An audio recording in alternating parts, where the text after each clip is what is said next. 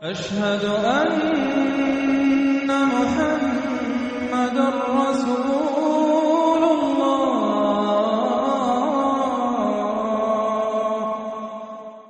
اب اس کے بعد آ گئی ہے سورہ احزاب۔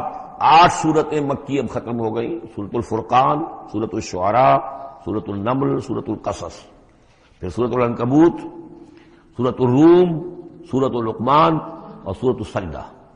اب یہ سورت ہے واحد، اور یہ نوٹ کر لیجئے اچھی طرح، اس کا جوڑا ہے سورہ نور کے جو ہم پڑھ چکے ہیں۔ پہلے 14 سورتوں کے بعد ایک سورت آئی مدنی، سورہ نور۔ اب 8 مکی سورتوں کے بعد ایک سورت آئی ہے، یہ سورہ احزاب، اور اتنی گہری مناسبت ان کے مضامین میں، معاشرتی احکام، زمانہ نزول کے اعتبار سے یہ 1 سال پہلے نازل ہوئی ہے سورہ نور سے۔ یہ سن 5 زمانہ نزول ہے، وہ سن 6 زمانہ نزول ہے۔ چنانچہ جو معاشرتی احکام آئے ہیں ان میں بھی آپ کو یہ ترتیب ملے گی کہ پردے کے ابتدائی احکام اس صورت میں آئے ہیں، اور پردے کے ابتدائی احکام سے مراد کیا ہے؟ گھر سے باہر نکلتے ہوئے عورت کو کیا کرنا ہے، مسلمان عورت کو کیا کرنا ہے، گھر سے باہر کا پردہ کیا ہے۔ لیکن گھر کے اندر جو پردہ ہے، سطر ہے اس کا ذکر جو ہے وہ یہ سورہ نور کے اندر تھا جو ہم پڑھ چکے ہیں۔ اس کے محرم کون کون ہیں، گھر میں کون آ سکتا ہے، باقی سب جو ہے نامحرم۔ وہ گھروں میں ہمارا جو نظام بنا تھا کہ بیٹھک باہر ہوتی تھی، جو بھی مہمان آیا ہے، کوئی آیا باہر ٹھہرے گا، اندر نہیں جائے گا۔ باہر کا ایک مردانہ حصہ ہے مکان کا، پھر وہ ایک ڈیوڑی ہوتی تھی، ڈیوڑی میں سے اندر پھر زنانہ ہے۔ خواتین آئیں گی تو اندر جائیں گی، باقی مرد جو ہے وہ باہر ٹھہریں گے، اندر نہیں جائیں گے۔ ہمارے یہاں کی وہ مکس جو ہے وہ معاشرت نہیں تھی، مخلوط معاشرت نہیں تھی۔ تو اس میں یہ ہے کہ جو نامحرم ہے وہ وہاں رہیں گے، باہر بیٹھک میں بیٹھیں گے، اور جو محرم ہے وہ اندر جا سکتا ہے۔ اس جو گھر کی خاتون ہے، خاتون خانہ ہے، اس کا بھائی ہے، اس کا بھتیجا ہے، اس کا بھانجا ہے، اس کے والد ہیں، اس کا چچا ہے، وہ ہے، ٹھیک ہے، وہ محرم ہے، وہ گھر کے اندر جا سکتے۔ یہ سارے احکام اس میں دیے گئے۔ سورہ نور کا اور سورہ احزاب کا ایک فرق یہ ہے کہ سورہ احزاب میں اگرچہ جنگ کے معاملے میں کچھ تذکرہ تو ہے، لیکن کسی جنگ کا وہاں پر ذکر موجود نہیں ہے۔ خلافت قائم کرنے کا معاملہ ہے، وہ آیا ہے کہ خلافت اب قائم ہوگی، لیکن خلافت کے قیام کے لیے جو اصل ٹرننگ پوائنٹ تھا وہ جنگ احزاب تھی، غزوہ احزاب، اس کا ذکر جو ہے وہ سورہ احزاب میں ہے۔ تو اس طریقے سے یہ دونوں صورتیں باہم بہت ہی ایک دوسرے سے مشابہ ہیں، اور جیسا کہ میں نے عرض کیا تھا، آیت نمبر 35 وہاں کی عظیم ترین آیت ہے۔ اللہ نور السماوات والارض مثل نورہ کمشکاۃ فیہا مصباح المصباح فی زجاجہ۔ یہ جو آیت ہے پوری، وہ عظیم ترین آیت ہے ایمان کی حقیقت پر۔ اور ٹھیک 35ویں آیت اس صورت کے اندر ہے کہ جب وہ ایمان حقیقی دل میں پیدا ہو جاتا ہے تو انسان کی شخصیت میں کیا اوصاف پیدا ہوتے ہیں۔ وہ 10 اوصاف مردوں اور عورتوں کے ذمن میں دوہرا کر آئے ہیں، وہ اس سورہ مبارکہ میں نمبر 35 آیت وہی ہے۔ اس میں ایک خاص بات نوٹ کیجئے کہ اگرچہ اس کے جو 2 رکوع ہیں، دوسرا اور تیسرا، وہ ایک ہے اپنے مضمون میں، اور اس کے اندر غزوہ احزاب کا تذکرہ ہے۔ پہلا رکوع جو ہے وہ پھر چوتھے کے ساتھ جا کر ملے گا، جیسے کہ ہم نے دیکھا تھا سورہ توبہ کے اندر بھی کہ پہلا رکوع پھر چوتھے کے ساتھ جا کر ملتا تھا، اس کے مضامین جو ہے اس کے ساتھ ملتے تھے۔ درمیان میں جو ہے 2 رکوع آ گئے تھے کہ جو 1 سال پہلے نازل ہوئے، جو کہ یعنی فتح مکہ سے پہلے نازل ہوئے، لیکن اس کے بعد وہ جو نازل ہوئے ہیں سن 9 کے اندر، اس کے اندر جو ہے وہ پہلا رکوع کی 6 آیات، اور اس کے بعد پھر چوتھا اور 5واں رکوع ہے۔ بالکل وہی آپ کو ترتیب یہاں ملے گی، اس لیے کہ قرآن کا اسلوب یہ ہے کہ خاص جو موضوع ہوتا ہے کسی صورت کا، اس سے متعلق آیات کو پہلے نکال کر رکھ دیتے ہیں۔ جیسے سورہ انفال میں بھی ہم نے دیکھا، یسألونک عن الانفال قل الانفال للہ والرسول، اگرچہ وہاں پھر بات کو چھوڑ دیا گیا، پھر جا کر وہ صورت کے وسط میں مضمون آ رہا ہے۔ اس میں ایک خاص جو مضمون آیا ہے وہ یہ ہے کہ حضور صلی اللہ علیہ وسلم نے جو شادی کی حضرت زینب سے رضی اللہ تعالی عنہ، حالانکہ حضرت زینب جو ہے اس سے پہلے حضور ہی کی فرمائش پر ان کی شادی کی گئی تھی حضرت زید ابن حارثہ سے۔ زید ابن حارثہ رضی اللہ تعالی عنہ حضور کے غلام تھے، اور حضور نے انہیں آزاد کر کے اپنا بیٹا بنا لیا تھا، تو محبت بہت تھی حضور کو حضرت زید ابن حارثہ سے۔ لیکن یہ ہے کہ ایک تو منہ بولا بیٹے کی کا قرآن میں نفی آ گئی کہ منہ بولے بیٹے کی کوئی حیثیت نہیں ہے، اسلام میں اس کی کوئی قانونی اور شریعت کے اندر اس کا کوئی مقام نہیں۔ بیٹا تو وہی ہے کہ جو آپ کے صلب سے ہے۔ دوسرے یہ کہ اب منہ بولے بیٹے کی بیوی جب حضرت زید نے طلاق دی تو آیا منہ بولے بیٹے کی بیوی سے کوئی شخص جو ہے وہ نکاح کر سکتا ہے؟ کیا وہ محرمات ابدیہ میں سے ہے؟ تو عرب میں رواج یہ تھا کہ چونکہ وہ منہ بولے بیٹے کو بھی سمجھتے تھے کہ جیسے اصلی بیٹا ہے، تو جیسے یہ کہ جو سلبی بیٹا ہے اس کی بیوی سے اگر اس نے طلاق دے دی ہو یا فرض کیجیے بیٹا فوت ہو گیا ہو، تب بھی یہ ہے کہ اس کی جو بیوی ہے، بیوہ ہے یا مطلقہ ہے، اس سے وہ شخص شادی نہیں کر سکتا، شوہر جو فوت ہو گیا ہے یا جس نے طلاق دی اس کا باپ۔ تو یہاں پر اس پہ بڑا طوفان اٹھا، بلکہ یہ کہ حضور کو خود اندیشہ تھا۔ حضور نے ایک طرح سے بہت کہہ سن کر حضرت زینب کو آمادہ کیا تھا کہ وہ شادی کر لیں۔ زینب جو ہے رضی اللہ تعالیٰ عنہ، اونچے گھرانے کی، بنو ہاشم کی خاندان سے تعلق رکھنے والی، اور حضرت جو زید ابن حارثہ تھے ان پر غلامی کا داغ لگ چکا تھا۔ تو عرب کی ایک خاص جو ہے ان کے ہاں ایک سوچ تھی، ان کا ایک مزاج تھا، ان کی روایات تھیں، لیکن بہرحال حضرت زینب نے حضور کی فرمائش پر وہ نکاح کر لیا، لیکن یہ کہ ان میں نباہ نہیں ہو سکا۔ حضرت زینب انہیں ذہناً قبول نہیں کر سکی کہ یہ میرے برابر کا ہے یا میری اس کی حیثیت جو ہے وہ واقعی ایسی ہے، یعنی شوہر کو جس طرح آنکھوں پر بٹھانا چاہیے، شوہر سے جس طریقے سے اس کا ادب ہونا چاہیے، وہ نہیں کر سکی حضرت زینب۔ لہذا حضرت زید ابن حارثہ جو ہے متواتر کہتے رہتے تھے کہ حضور ہمارا معاملہ ٹھیک نہیں چل رہا ہے، مجھے اجازت دیجیے کہ میں ان کو طلاق دے دوں۔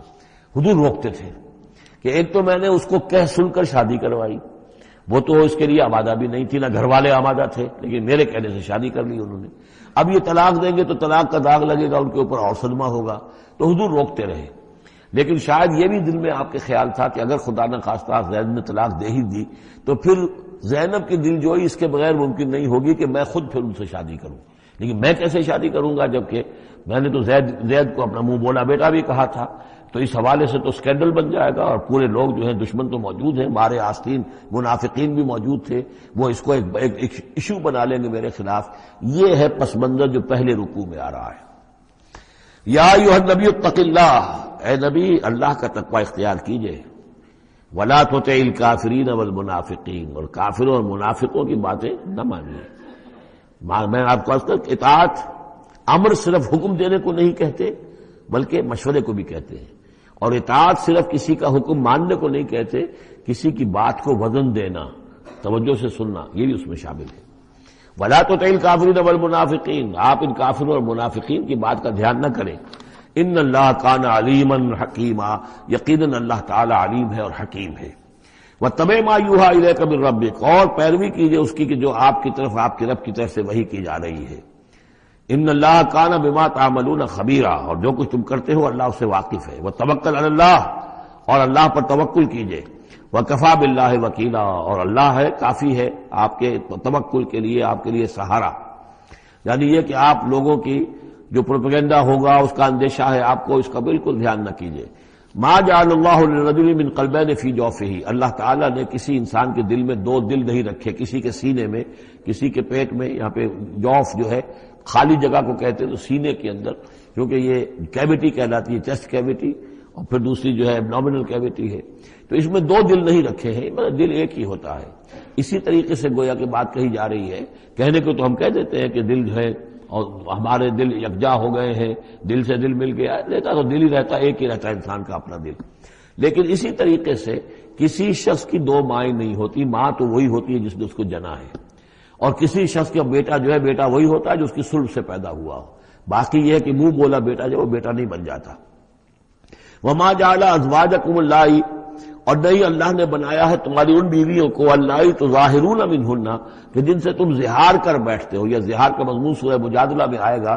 عربوں میں روایت یہ تھا کہ بہت ناراض ہو گئے، بیوی سے کہہ دیا تم تو میری ماں کی طرح ہو، گویا کہ اب یہ ہمیشہ کے لیے حرام ہو گئے۔ طلاق مغلظ کا بھی مغلظ در مغلظ طلاق ہو گئی، اب وہ کسی طرح بھی اس کے لیے اس سے کوئی تعلق رکھنا جائز نہیں ہے۔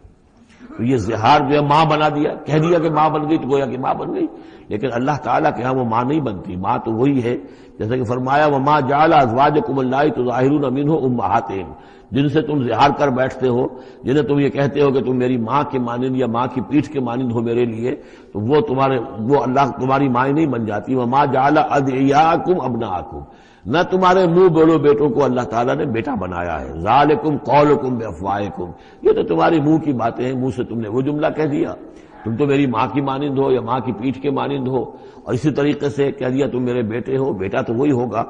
واللہ یقول الحق، اللہ تعالیٰ حق فرما رہا ہے، وہو یہدی السبیل، اور وہی سیدھے راستے کی طرف ہدایت دینے والا ہے۔ ادعوہم لآبائہم، لوگوں کو پکارا کرو ان کے باپوں کے ساتھ، باپوں کے نام کے ساتھ۔ چنانچہ یہ حکم ہے، اگر آپ نے کسی کو لے لیا ہے، کوئی اپنے بھتیجے کو، بھانجے کو، آپ کے ہاں اولاد نہیں ہے، تو بہت سے مسائل آ جاتے ہیں، لوگ کہتے ہیں کہ میں اپنا نام لکھوا دوں اس کے باپ کی جگہ تاکہ اس کو پتہ نہ چلے، چھوٹے سے بچے کو لے آئے تو اب وہ کیا کہے گا کہ یہ میرے اصل والدین نہیں ہیں، میرے والدین تو وہ تھے، بڑا ہو کر معلوم ہوگا۔ تو ایک یہ سمجھیے کہ سائیکولوجیکل شوق جو پہنچتا ہے، اس سے بچانے کے لیے بعض لوگ سوچتے ہیں کہ ہم اپنا ہی نام درج کروا دیں وہاں پر اور اس کا نام ولدیت اسی کی، لیکن نہیں، یہ حرام مطلق ہے۔ قرآن مجید کا یہ صاف حکم ہے، قول یہ ادعوہم لآبائہم، ان کو پکارو ان کے نام، ان کے باپوں کے نام کے حوالے سے۔ اسی لیے پہلے حضرت زید کو لوگ کہتے تھے زید ابن محمد، اس لیے کہ حضور نے انہیں اپنا بنایا ہوا تھا متبنہ اور منہ بولا بیٹا۔ یہ آیتیں جب نازل ہوئی تو پھر اب وہ رہ گئے زید ابن حارثہ، دوبارہ وہ زید ابن محمد اب نہیں رہے۔ ادعوہم لآبائہم هو اقسط عند اللہ، یہی زیادہ مبنی بر انصاف ہے اللہ کے نزدیک۔ فإن لم تعلموا آباءهم فإخوانكم في الدين، اور اگر تم جانتے نہیں ان کے باپ کو، کہیں کوئی بچہ جو ہے چھوٹا سا بچہ کہیں مل گیا ہے، معلوم نہیں، نہ اس کو ہوش تھا، ایسا ہوا ہے پارٹیشن کے وقت بہت ہوا ہے، پوری گاڑی جو ہے آ رہی تھی، سب کے سب جو ہے وہ قتل کر دیے گئے، کوئی بچہ کہیں پر زندہ مل گیا ہے، اور ایسے لوگ ان سے ملاقات بھی ہوئی ہے ایک صاحب سے لاہور میں، اب ان کو کسی نے لے کر پال لیا ہے، ٹھیک ہے، لیکن یہ کہ اگر اب معلوم نہیں کہ ان کے باپ کا نام کیا ہے، کوئی نہیں جانتا، نہیں ہے، اگر تم اس کے باپ کا نام نہیں جانتے، فَإِن لَمْ تَعْلَمُوا آبَاءَهُمْ فَإِخْوَانُكُمْ فِي الدِّينِ وَمَوَالِيكُمْ، وہ تمہارے دینی بھائی شمار ہوں گے اور وہ تمہارے رفیق ہیں، تمہارے موالی ہیں۔ وَلَيْسَ عَلَيْكُمْ جُنَاحٌ فِيمَا أَخْطَأْتُمْ بِهِ، لیکن جو کوئی تم سے اب تک کوئی غلطی ہو گئی ہے یا غلطی ہو جائے تو اللہ تعالیٰ تمہیں پکڑے گا نہیں۔ وَلَكِن مَا تَعَمَّدَتْ قُلُوبُكُمْ، لیکن جو بھی کچھ تم اپنے دلوں سے پورے ارادے کے ساتھ کرو گے تو اس پر یقیناً اللہ تعالیٰ جو ہے حساب لے گا۔ وَكَانَ اللَّهُ غَفُورًا رَحِيمًا، اور یقیناً اللہ غفور الرحیم ہے، بخشنے والا اور مہربان۔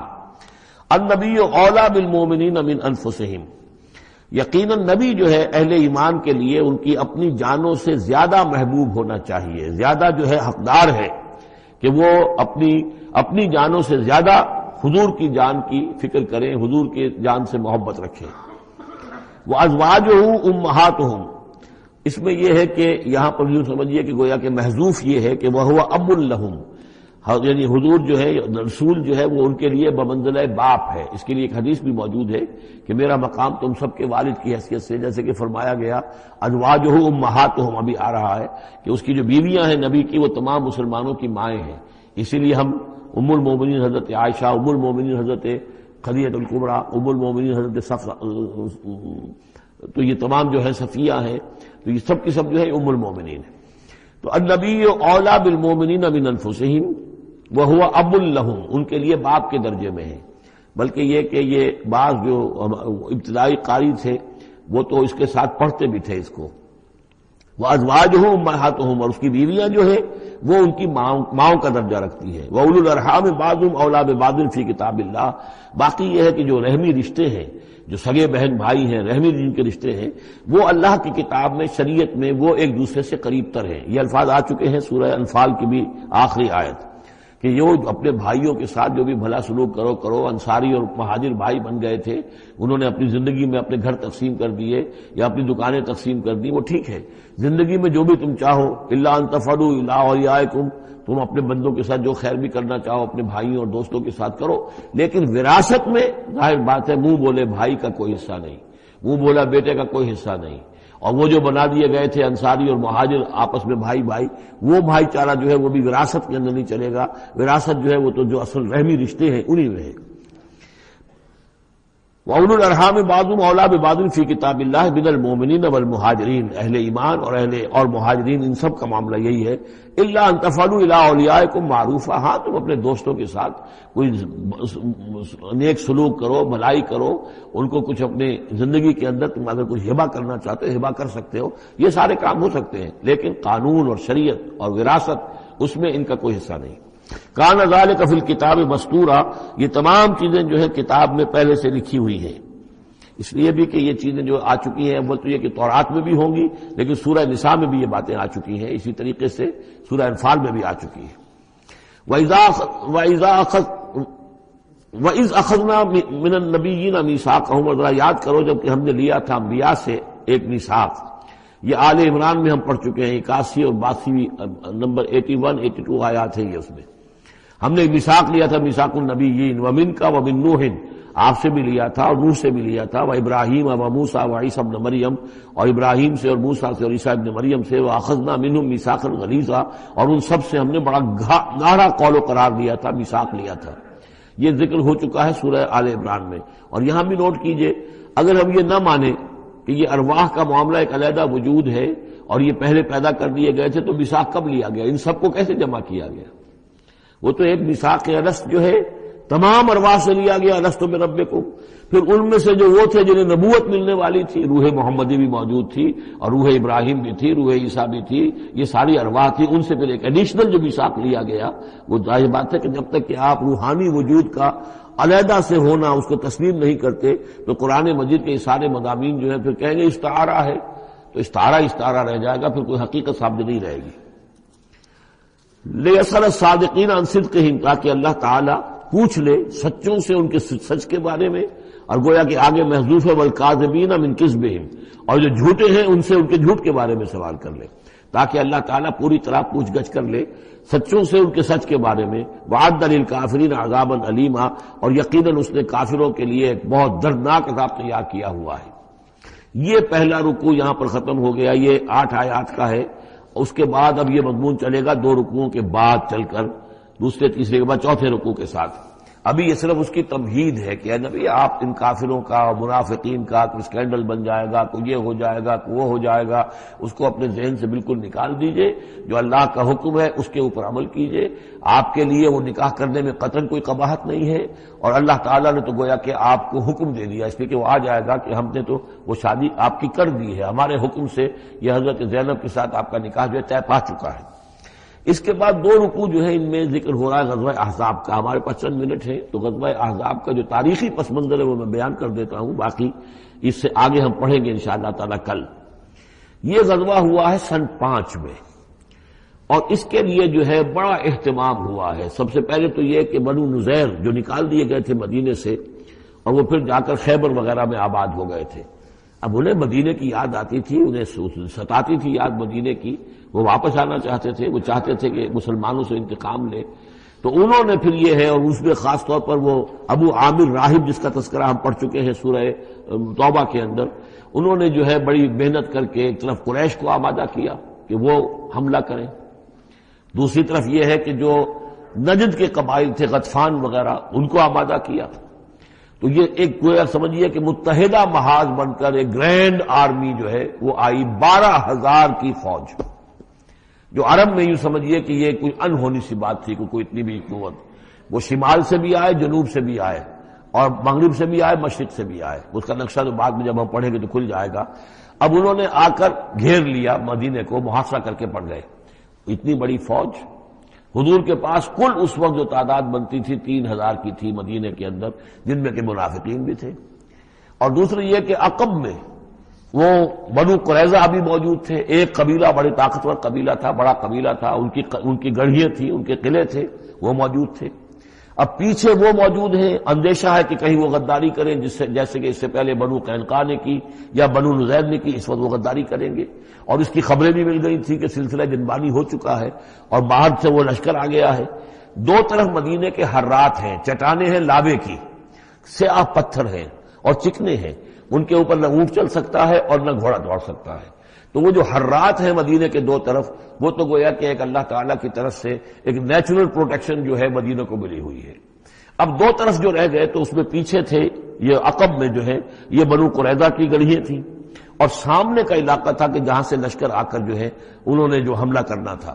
تو پھر حضرت سلمان فارسی کے مشورے پر جب یہ مشورہ کیا حضور نے کہ اب اس طرح کیا کیا جائے، اتنا بڑی فوج آ گئی ہے، تو انہوں نے پھر بتایا کہ ہمارے ہاں یہ ایران میں یہ رواج ہے کہ جب اس طرح کی سچویشن ہو تو کھلے میدان میں جا کر لڑنے کی بجائے ہم خندق کھود لیتے ہیں، تاکہ اس خندق کے اندر سے ہو کر پھر یہ ہے کہ جو بھی چھلانگ مار کے آئے گا خندق میں سے اس کو عبور کر کے آئے گا تو ان کے ساتھ مقابلہ کرنا آسان ہے، ایک ایک کر کے آئیں گے، 10-10 آئیں گے، ایک دم پورا لشکر جو ہے دوڑ کر جو ہے کیولری ان کی جو ہے گھوڑے دوڑا کر تو نہیں آ سکتے۔ تو اس حوالے سے پھر خندق کھودی گئی۔ بہت ہی یعنی رسد کم تھا، فاقے لوگوں کو ہو رہے تھے، 2-3 دن کے کھانے کو کچھ نہیں ملا، سردی شدید تھی۔ اس موسم میں پھر طے ہوا کہ خندق کھودو، تو مسلمان خندق بھی کھود رہے تھے، اور اسی دوران یہ خبر بھی مل گئی کہ بنو قریظہ بھی بغاوت پر اور بدعہدی پر آمادہ ہیں۔ یعنی ہر اعتبار سے یہ سمجھ لیجئے کہ اللہ تعالیٰ نے اہل ایمان کے صبر اور امتحان کے لیے ایک بہت ہی سخت خوفناک صورت پیدا کر دی۔ اگرچہ اس کے بعد ہوا کیا، اس میں یہ ہے کہ ایک حضرت نعیم تھے ابو مسعود الاشجعی، نعیم بن ابن مسعود اشجعی، انہوں نے ایک بڑی تدبیر کی، حضور سے آ کر اجازت بھی دی۔ اشجعی قبیلے کے تھے، وہ باہر کے تھے، مدینے کے نہیں تھے، کہ حضور اگر آپ مجھے اجازت دیں تو میں ان کے مابین کچھ آپس میں بد اعتمادی پیدا کر دوں۔ بنو قریظہ کے پاس گئے کہ دیکھو تم یہاں رہتے ہو، یہ تو باہر سے آئے ہیں، فرض کریں چلیے آپ یہ سمجھتے ہیں کہ وہ جیت جائیں گے اور محمد اور ان کے ساتھیوں کو تم ختم کر دو گے، لیکن یہ بھی سوچو کہ اگر برعکس ہو گیا 10%، 20%، 30%، کوئی امکان ہے کہ نہیں؟ تو تم کیا کرو گے؟ تمہیں تو یہاں رہنا ہے، پھر محمد کے ساتھ پھر تمہارا معاملہ ہوگا، اور ہو سکتا ہے کہ وہ چھوڑ کر چلے جائیں پھر۔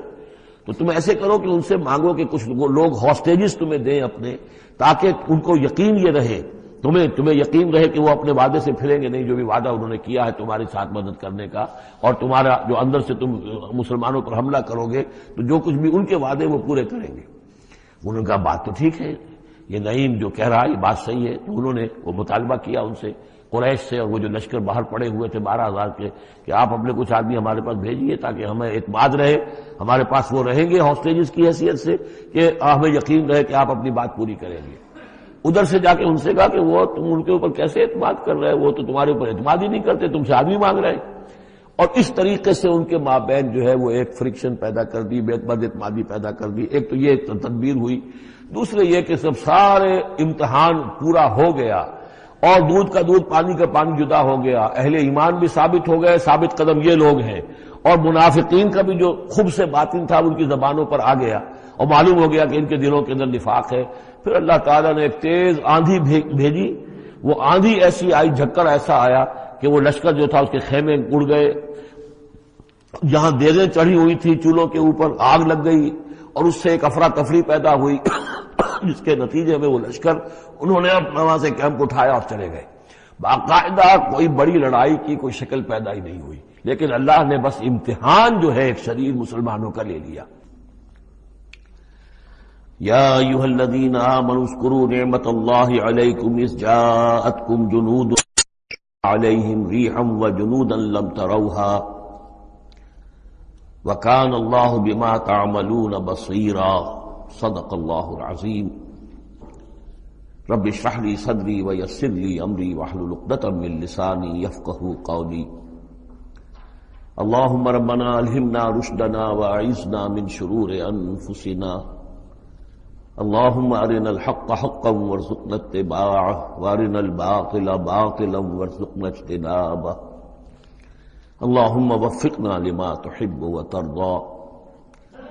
اللهم ربنا آنس وحشتنا في قبورنا وارحمنا بالقرآن العظيم۔ اللهم اجعله لنا إماما ونورا وهدى ورحمة۔ اللهم ذكرنا منه ما نسينا وعلمنا منه ما جهلنا وارزقنا تلاوته آناء الليل وأطراف النهار واجعله لنا حجة يا رب العالمين آمين۔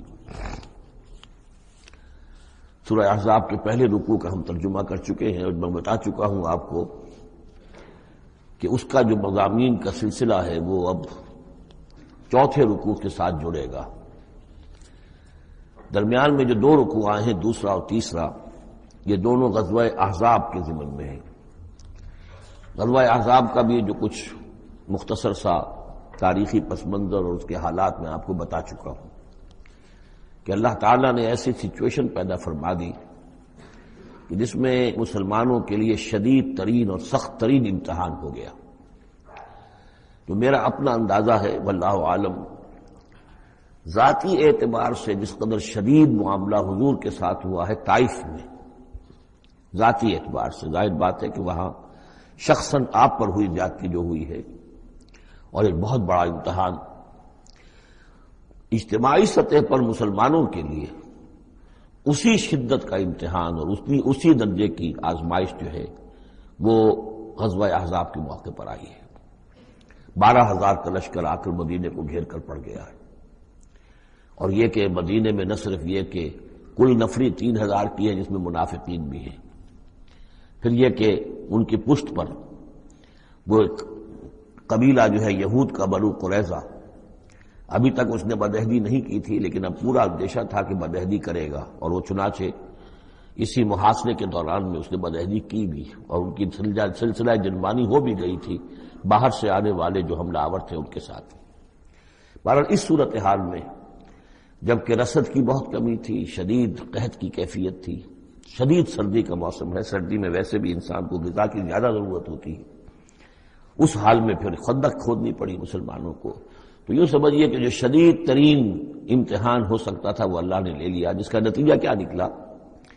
جو منافق اپنے دلوں میں نفاق کو چھپائے ہوئے تھے وہ نفاق ظاہر ہو گیا، ان کی زبانوں پر آ گیا، اور یہی اصل میں آزمائش کا اصل مقصود ہے، لیمیز الخبیث من الطیب، کہ اللہ تعالیٰ خبیث کو اور طیب کو علیحدہ علیحدہ کر دے، ممیز کر دے، جیسا کہ سورہ عنکبوت کے ہم نے پہلے رکوع میں 2 مرتبہ وَلَيَعْلَمَنَّ اللَّهُ الَّذِينَ صَدَقُوا وَلَيَعْلَمَنَّ الْكَاذِبِينَ وَلَيَعْلَمَنَّ الَّذِينَ آمَنُوا وَلَيَعْلَمَنَّ الْمُنَافِقِينَ۔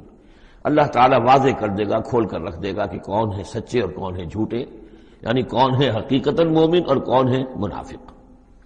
تو اس کا یہ فنومینن ہے، یہ گویا کہ جیسے کہ اس وقت سن 5 نبوی میں شدید ترین حالات ہو گئے تھے غلاموں کے لیے، نوجوانوں کے لیے۔ ظاہر بات ہے کہ حضور پر تو اس طرح کی دستبرداری نہیں کر سکتے تھے مکے کے لوگ، لیکن غلام تھے یا نوجوان تھے، ان کے اوپر جو ہے جس شدید قسم کی آزمائش آ گئی تھی، اسی طرح کی گویا کہ آزمائش سن 5 نبوی میں یہ غزوہ احزاب کی شکل میں مدنی دور میں آ گئی ہے۔ یہ 5 ہجری ہے، وہ 5 نبوی ہے۔ یا ایھا الذین آمنوا اذکروا نعمت اللہ علیکم، اہل ایمان یاد کرو اللہ کے اس انعام کو جو تم پر ہوا۔ اذ جاءتکم جنود، جب تمہارے پاس تم پر حملہ آور ہوئے بہت سے لشکر، بنو غطفان آئے، بنو فزارہ آئے مشرق کی طرف سے، اور جنوب اور مغرب کی طرف سے جو ہے چلے آ رہے ہیں قریش، اور ان کو جو ہے پوری سپورٹ حاصل ہے شمال سے یہود کی، ان میں وہ کہ بنو نذیر بھی ہیں کہ جو مدینہ ہی سے نکالے گئے تھے، اور اس کے علاوہ یہ کہ خیبر کے یہودی بھی ہیں۔ فارسلنا علیہم ریحا، تو جب وہ لشکر آ گئے تم پر حملہ آور ہوئے تو ہم نے ان پر ایک آندھی بھیج دی، ایک تیز جھکڑ بھیج دیا۔ وجنودا لم تروها، وہ آندھی تو تم نے بھی دیکھی کہ آندھی آئی ہے، لیکن یہ کہ اور لشکر بھی ہم نے اتارے تھے جو تم نے نہیں دیکھے، یعنی فرشتے۔ وکان اللہ بما تعملون بصیرا، اور جو کچھ تم کر رہے تھے اللہ اسے دیکھ رہا تھا۔ کون اب کس کے منہ پر، کس کی زبان پر نفاق آ گیا ہے، کس کا ایمان اور پختہ ہو گیا ہے۔ تو یہ ایک جملے میں گویا کہ پوری داستان کو تو اللہ نے سمجھ لیا۔ 20-25 دن تک محاصرہ رہا، اکا دکا مبارزت ہوئی۔ عمرو بن عبد ود آیا، تو ان کا بہت ہی پورے عرب کا معنی ہوا جو ہے، وہ شہ سوار بھی تھا اور بہت بڑا وہ لڑاکا آدمی، 90 برس کی عمر، لیکن یہ کہ اس کے مقابلے میں آنے کی کوئی ضرورت نہیں کرتا تھا۔ جب وہ آیا ہے اور اس نے اپنے گھوڑے کو وہ ایڑ لگائی ہے کہ چھلانگ مار کر پوری جو تھی وہ خندق اس کو پار کر کے آ گیا، اور اکیلا ادھر آ کے کھڑا ہو گیا کہ آؤ کوئی ہے تمہارا مقابلہ وہ مجھ سے کر سکے۔ بہرحال سب لوگ ششدر حیران کہ اب اس کے مقابلے میں کون جائے۔ بالآخر حضرت علی نکلے رضی اللہ تعالی عنہ، تو حضرت علی نے اس سے کہا، بلکہ اس نے کہا میرے مقابلے میں جو کوئی بھی آتا ہے، میری عادت ہے یہ کہ میں اسے پہلے 3 مواقع دیتا ہوں کہ وہ کوئی درخواست مجھ سے کرے جو منظور کر لوں۔ حضرت علی نے کہا میری پہلی درخواست یہ ہے کہ تم ایمان لے آؤ۔ نہیں یہ نہیں ہو سکتا۔ اچھا دوسری درخواست میری یہ ہے کہ تم جنگ سے واپس چلے جاؤ۔ انہوں نے کہا یہ بھی نہیں ہو سکتا۔ تیسری بولو۔ تو حضرت علی نے فرمایا اچھا آؤ اب پھر مقابلے میں آؤ، یہ تیسری درخواست یہ ہے کہ آؤ مجھ سے مقابلہ کرو۔ تو وہ ہنسا، کہتا لگایا کہ میرا اندازہ نہیں تھا کہ پورے عرب میں کوئی شخص مجھے یہ بھی کہہ سکتا ہے کہ مجھ سے آؤ مقابلہ کرو۔ بہرحال حضرت علی نے اسے واصل جہنم کیا رضی اللہ تعالی عنہ وارضاہ۔ تو اس قسم کی اکی دکی مبارزتیں ہوئی، کوئی باقاعدہ جس کو کہتے ہیں کوئی مٹ بھیڑ لشکروں کی وہ نہیں ہو سکی، لیکن یہ کہ 25 دن کا محاصرہ طول کھینچ گیا تھا۔ ادھر وہ حضرت نعیم ابن مسعود اشجعی نے جو بھی کچھ سلسلہ جنبانی کیا، کوئی سری جھوٹ تو نہیں بولا، لیکن یہ کہ ایک توریے کے انداز میں ایسی شکل پیدا کر دی کہ جس سے بنی قریظہ کے اور ان کے درمیان بھی کم سے کم بد اعتمادی ضرور پیدا ہو گئی فوری طور پر۔ پھر وہ آندھی آئی شدید، اور اللہ نے جو فرشتے بھیجے انہوں نے کیا کیا یہ ہمیں نہیں معلوم، کیا شکل اختیار کی، کہ بہرحال وہ سب کے سب اپنے پڑاؤ اٹھا کر اور چلے گئے۔ لیکن جو اس دوران صورت رہی ہے اس کا نقشہ کھینچا جا رہا ہے، اس جاؤکم من فوقکم ومن اسفل منکم، جبکہ وہ آئے لشکر تمہارے اوپر سے بھی تمہارے نیچے سے بھی۔ یہ جو جغرافیائی جو سلسلہ ہے عرب کا، میں نے کئی دفعہ آپ کو بتایا ہے کہ شمالاً جنوباً یہ جو حجاز کا پہاڑی سلسلہ چلتا ہے شمالاً جنوباً، اسی میں مکہ ہے، طائف ہے، مدینہ ہے، اسی کے آخر میں اوپر جا کر تبوک ہے۔ تو اس پہاڑی سلسلے اور ساحل کے درمیان ایک میدان ہے، یہ تہامہ کہلاتا ہے، تہامہ نیچے ہے، بہرحال میدان ہے وہ، تو اب پہاڑی سلسلہ آیا۔ پھر یہ کہیں 30 میل، کہیں 40، کہیں 50 میل چوڑا جو یہ پہاڑی سلسلہ، اس کے بعد جو آتا ہے وہ سطح مرتفع ہے، وہ اونچی سطح ہے، لیکن مرتفع اس میں پہاڑی سلسلہ نہیں ہے، سطح ہے۔ تو اس جاؤکم من فوقکم، تو گویا کہ جو ادھر سے آئے ہیں وہ اوپر سے آئے ہیں، جو مشرق سے آئے، بنو غطفان وغیرہ کے جو قبائل آئے، اور من اسفل منکم نیچے سے جو تہامہ کی طرف سے ہو کر آئے ہیں وہ قریش کا لشکر جو ہے کہ جو مکے سے ہو کر آیا ہے۔ وَإِذْ زَاغَتِ الْأَبْصَارُ، اور جبکہ نگاہیں کج ہو گئی تھیں، جسے ہم کہتے ہیں کہ نگاہیں پتھرا گئی خوف کے مارے۔ وَبَلَغَتِ الْقُلُوبُ الْحَنَاجِرَ، اور جب دل جو ہے وہ حلق میں آ گئے تھے، ہنسلیوں میں آ کر پھنس گئے تھے۔ جب آدمی کے اوپر دہشت ہو تو اس طریقے سے معلوم ہوتا ہے، جسے ہم کہتے ہیں دل بلیوں اچھلنے لگا، تو معلوم ہوتا ہے جب دل کی دھڑکن تیز ہوتی ہے کہ شاید وہ نکل جائے گا یہاں سے۔ وَتَظُنُّونَ بِاللَّهِ الظُّنُونَ، اور تم پھر اللہ کے بارے میں بڑے طرح طرح کے گمان کر رہے تھے، اب دل میں تمہارے خیال آ رہے تھے۔ هُنَالِكَ ابْتُلِيَ الْمُؤْمِنُونَ، اس وقت اہل ایمان کا خوب امتحان لے لیا گیا، ابتلا خوب ہم نے کر لی، جانچ لیا، پرکھ لیا۔ وَزُلْزِلُوا زِلْزَالًا شَدِيدًا، اور وہ ہلا مارے گئے، جھنجھوڑ دیے گئے۔ وَإِذْ يَقُولُ الْمُنَافِقُونَ، اب نتیجہ کیا نکلا؟ جبکہ کہہ رہے تھے وہ منافق، وَالَّذِينَ فِي قُلُوبِهِم مَرَضٌ، اور جن کے دلوں میں روگ تھا، مَا وَعَدَنَا اللَّهُ وَرَسُولُهُ إِلَّا غُرُورًا، ہم سے اللہ اور اس کے رسول نے جو وعدے کیے تھے جھوٹے ثابت ہوئے، ہمیں سبز باغ دکھا کے مروا دیا اللہ نے اور اس کے رسول نے۔ ہم سے کہا تھا کیسر و کسریٰ کی سلطنتیں تمہارے قلبوں میں آئیں گی، ہم سے کہا تھا اللہ کی مدد آئے گی، یہ کہاں اللہ کی مدد آئی؟ بعض منافقین نے کہا ہمارا حال تو یہ کہ ہم قضائے حاجت کے لیے باہر نہیں جا سکتے ہیں، ہم مدینے کے اندر محصور ہو گئے ہیں۔ ظاہر بات ہے کہ سینیٹیشن کا بھی کوئی نظام نہیں تھا، کس قدر وہاں پر اس سے ایک مسئلہ پیدا ہو چکا ہو، باہر نکل نہیں سکتے بالکل، تو قضائے حاجت وغیرہ بھی وہیں ہو رہی ہے۔ یہ ان کے منہ پر جو ہے، ان کی زبانوں پر جو اندر کا خبث تھا، اندر کی گندگی تھی، زبانوں پر آ گئی۔ ما وعدنا اللہ ورسولہ الا غرورا، نہیں وعدہ کیا تھا ہم سے اللہ اور اس کے رسول نے مگر جھوٹا، دھوکے کا وعدہ۔ وَإِذْ قَالَتْ طَائِفَةٌ مِّنْهُمْ يَا أَهْلَ يَثْرِبَ، اور جبکہ ان میں سے ایک گروہ یہاں تک کہہ رہا تھا اے یثرب والو، لا مقام لکم فارجعوا، اب تمہارا کوئی ٹھکانہ نہیں ہے، لوٹ جاؤ یہاں سے، کہاں تم مقابلہ کر سکتے ہو، یہ 12,000 کا لشکر آ گیا، کوئی ممکن ہے، کوئی امکان تمہیں نظر آتا ہے؟ تو کسی طریقے سے کہیں سے بھاگنے کے لیے راستہ تلاش کرو۔ وَيَسْتَأْذِنُ فَرِيقٌ مِّنْهُمْ النَّبِيَّ، اور ان میں سے ایک گروہ جو ہے آ کر نبی سے اجازت طلب کر رہا تھا، یقولون ان بیوتنا عورا، اور وہ کہہ رہا تھا کہ ہمارے تو گھر کھلے پڑے ہوئے ہیں، یعنی گھروں کو اندیشہ ہے، گھروں کے اوپر پیچھے سے بنو قریظہ کے لوگ حملہ آور ہو جائیں، ہماری عورتیں وغیرہ جو ہم نے چند حویلیوں کے اندر جن کو جمع کیا ہے، آپ نے یہی کیا تھا حضور نے صلی اللہ علیہ وسلم، خواتین کو بچوں کو ایک ایسی جگہ پر کہ جہاں وہ وسطی علاقہ تھا مدینے کا، اور وہاں بڑی کوئی حویلی تھی اس میں جمع کر دیا تھا، تو وہ تو ہمیں تو اندیشہ ہے، ہمارے گھر خالی پڑے ہوئے ہیں، اس کے اوپر حملہ ہو سکتا ہے۔ وما ہی اب عورا، حالانکہ وہ نہیں کھلے پڑے ہوئے تھے، اللہ تعالیٰ نے اور اللہ کے رسول نے پہرے وغیرہ کا بندوبست کیا ہوا تھا۔ ان یریدون الا فرارا، حقیقت میں وہ فرار چاہتے تھے، بھاگنا چاہتے تھے، یہ تو بہانہ تھا جو بنا رہے تھے، اصل میں جنگ سے پیٹھ دکھا کر بھاگنا مقصود تھا۔ وَلَوْ دُخِلَتْ عَلَيْهِمْ مِنْ أَقْطَارِهَا، اور اگر کہیں داخلہ ہو ہی گیا ہوتا دشمن کا اس مدینے کے اندر اس کے چاروں طرف سے، ثُمَّ يُسْئِلُ الْفِتْنَةَ، اور پھر ان سے مطالبہ کیا جاتا فتنے کا، یعنی ارتداد کا۔ اگر یہ مشرکین کی فوجیں جو ہے کہیں خدا نہ خواستہ مدینے میں داخل ہو جاتی اور اب وہ کہتی کہ یا تو مرتد ہو جاؤ اور یا ہم تمہیں قتل کرتے ہیں، تو وہ ما تلبسوا الا لآتوها، وہ اس فتنے کو قبول کر لیتے، مرتد ہو جاتے، وما تلبسوا بها الا یسیرا، اور تھوڑی سی دیر بھی نہ لگاتے، بہت ہی تھوڑا سا وقفہ، یعنی وہ ایمان ان کے دلوں میں اس کی جڑیں گہری تھی نہیں، تو وہ مرتد ہونے کے لیے تیار تھے۔ وَلَقَدْ كَانُوا عَاهَدُوا اللَّهِ مِنْ قَبْلُ، حالانکہ چونکہ وہ مسلمان تھے تو انہوں نے عہد کیا تھا اللہ سے اس سے قبل، لا یولون الادبار، کہ وہ کبھی پیٹھ نہیں دکھائیں گے، جب بھی حق و باطل کا مقابلہ ہوگا پیٹھ نہیں دکھائیں گے۔ وَكَانَ عَهْدُ اللَّهِ مَسْئُولًا، اور یقیناً اللہ کے ساتھ جو عہد کیا گیا اور پھر اس کے بارے میں باز پرس ہوتی ہے کہ وہ عہد پورا کیا گیا یا نہیں کیا گیا۔ قُل لَن يَنفَعَكُمُ الْفِرَارُ إِنْ فَرَرْتُم مِّنَ الْمَوْتِ، اے نبی ان سے کہہ دیجئے کہ تمہیں یہ بھاگنا اور فرار مفید نہیں ہو سکتا اگر تم موت سے بھاگ رہے ہو، اب القتل یا قتل سے، اس لیے کہ موت تو ہر جگہ آ سکتی ہے۔ وَإِذًا لَّا تُمَتَّعُونَ إِلَّا قَلِيلًا، اور آج موت نہ آئی، فرض کیجئے اس موقع پر نہ آئی، تب بھی آخر دنیا میں کوئی سامان رسنے بسنے کا جو ہے رہنے کا وہ آخر لا محدود تو نہیں ہے۔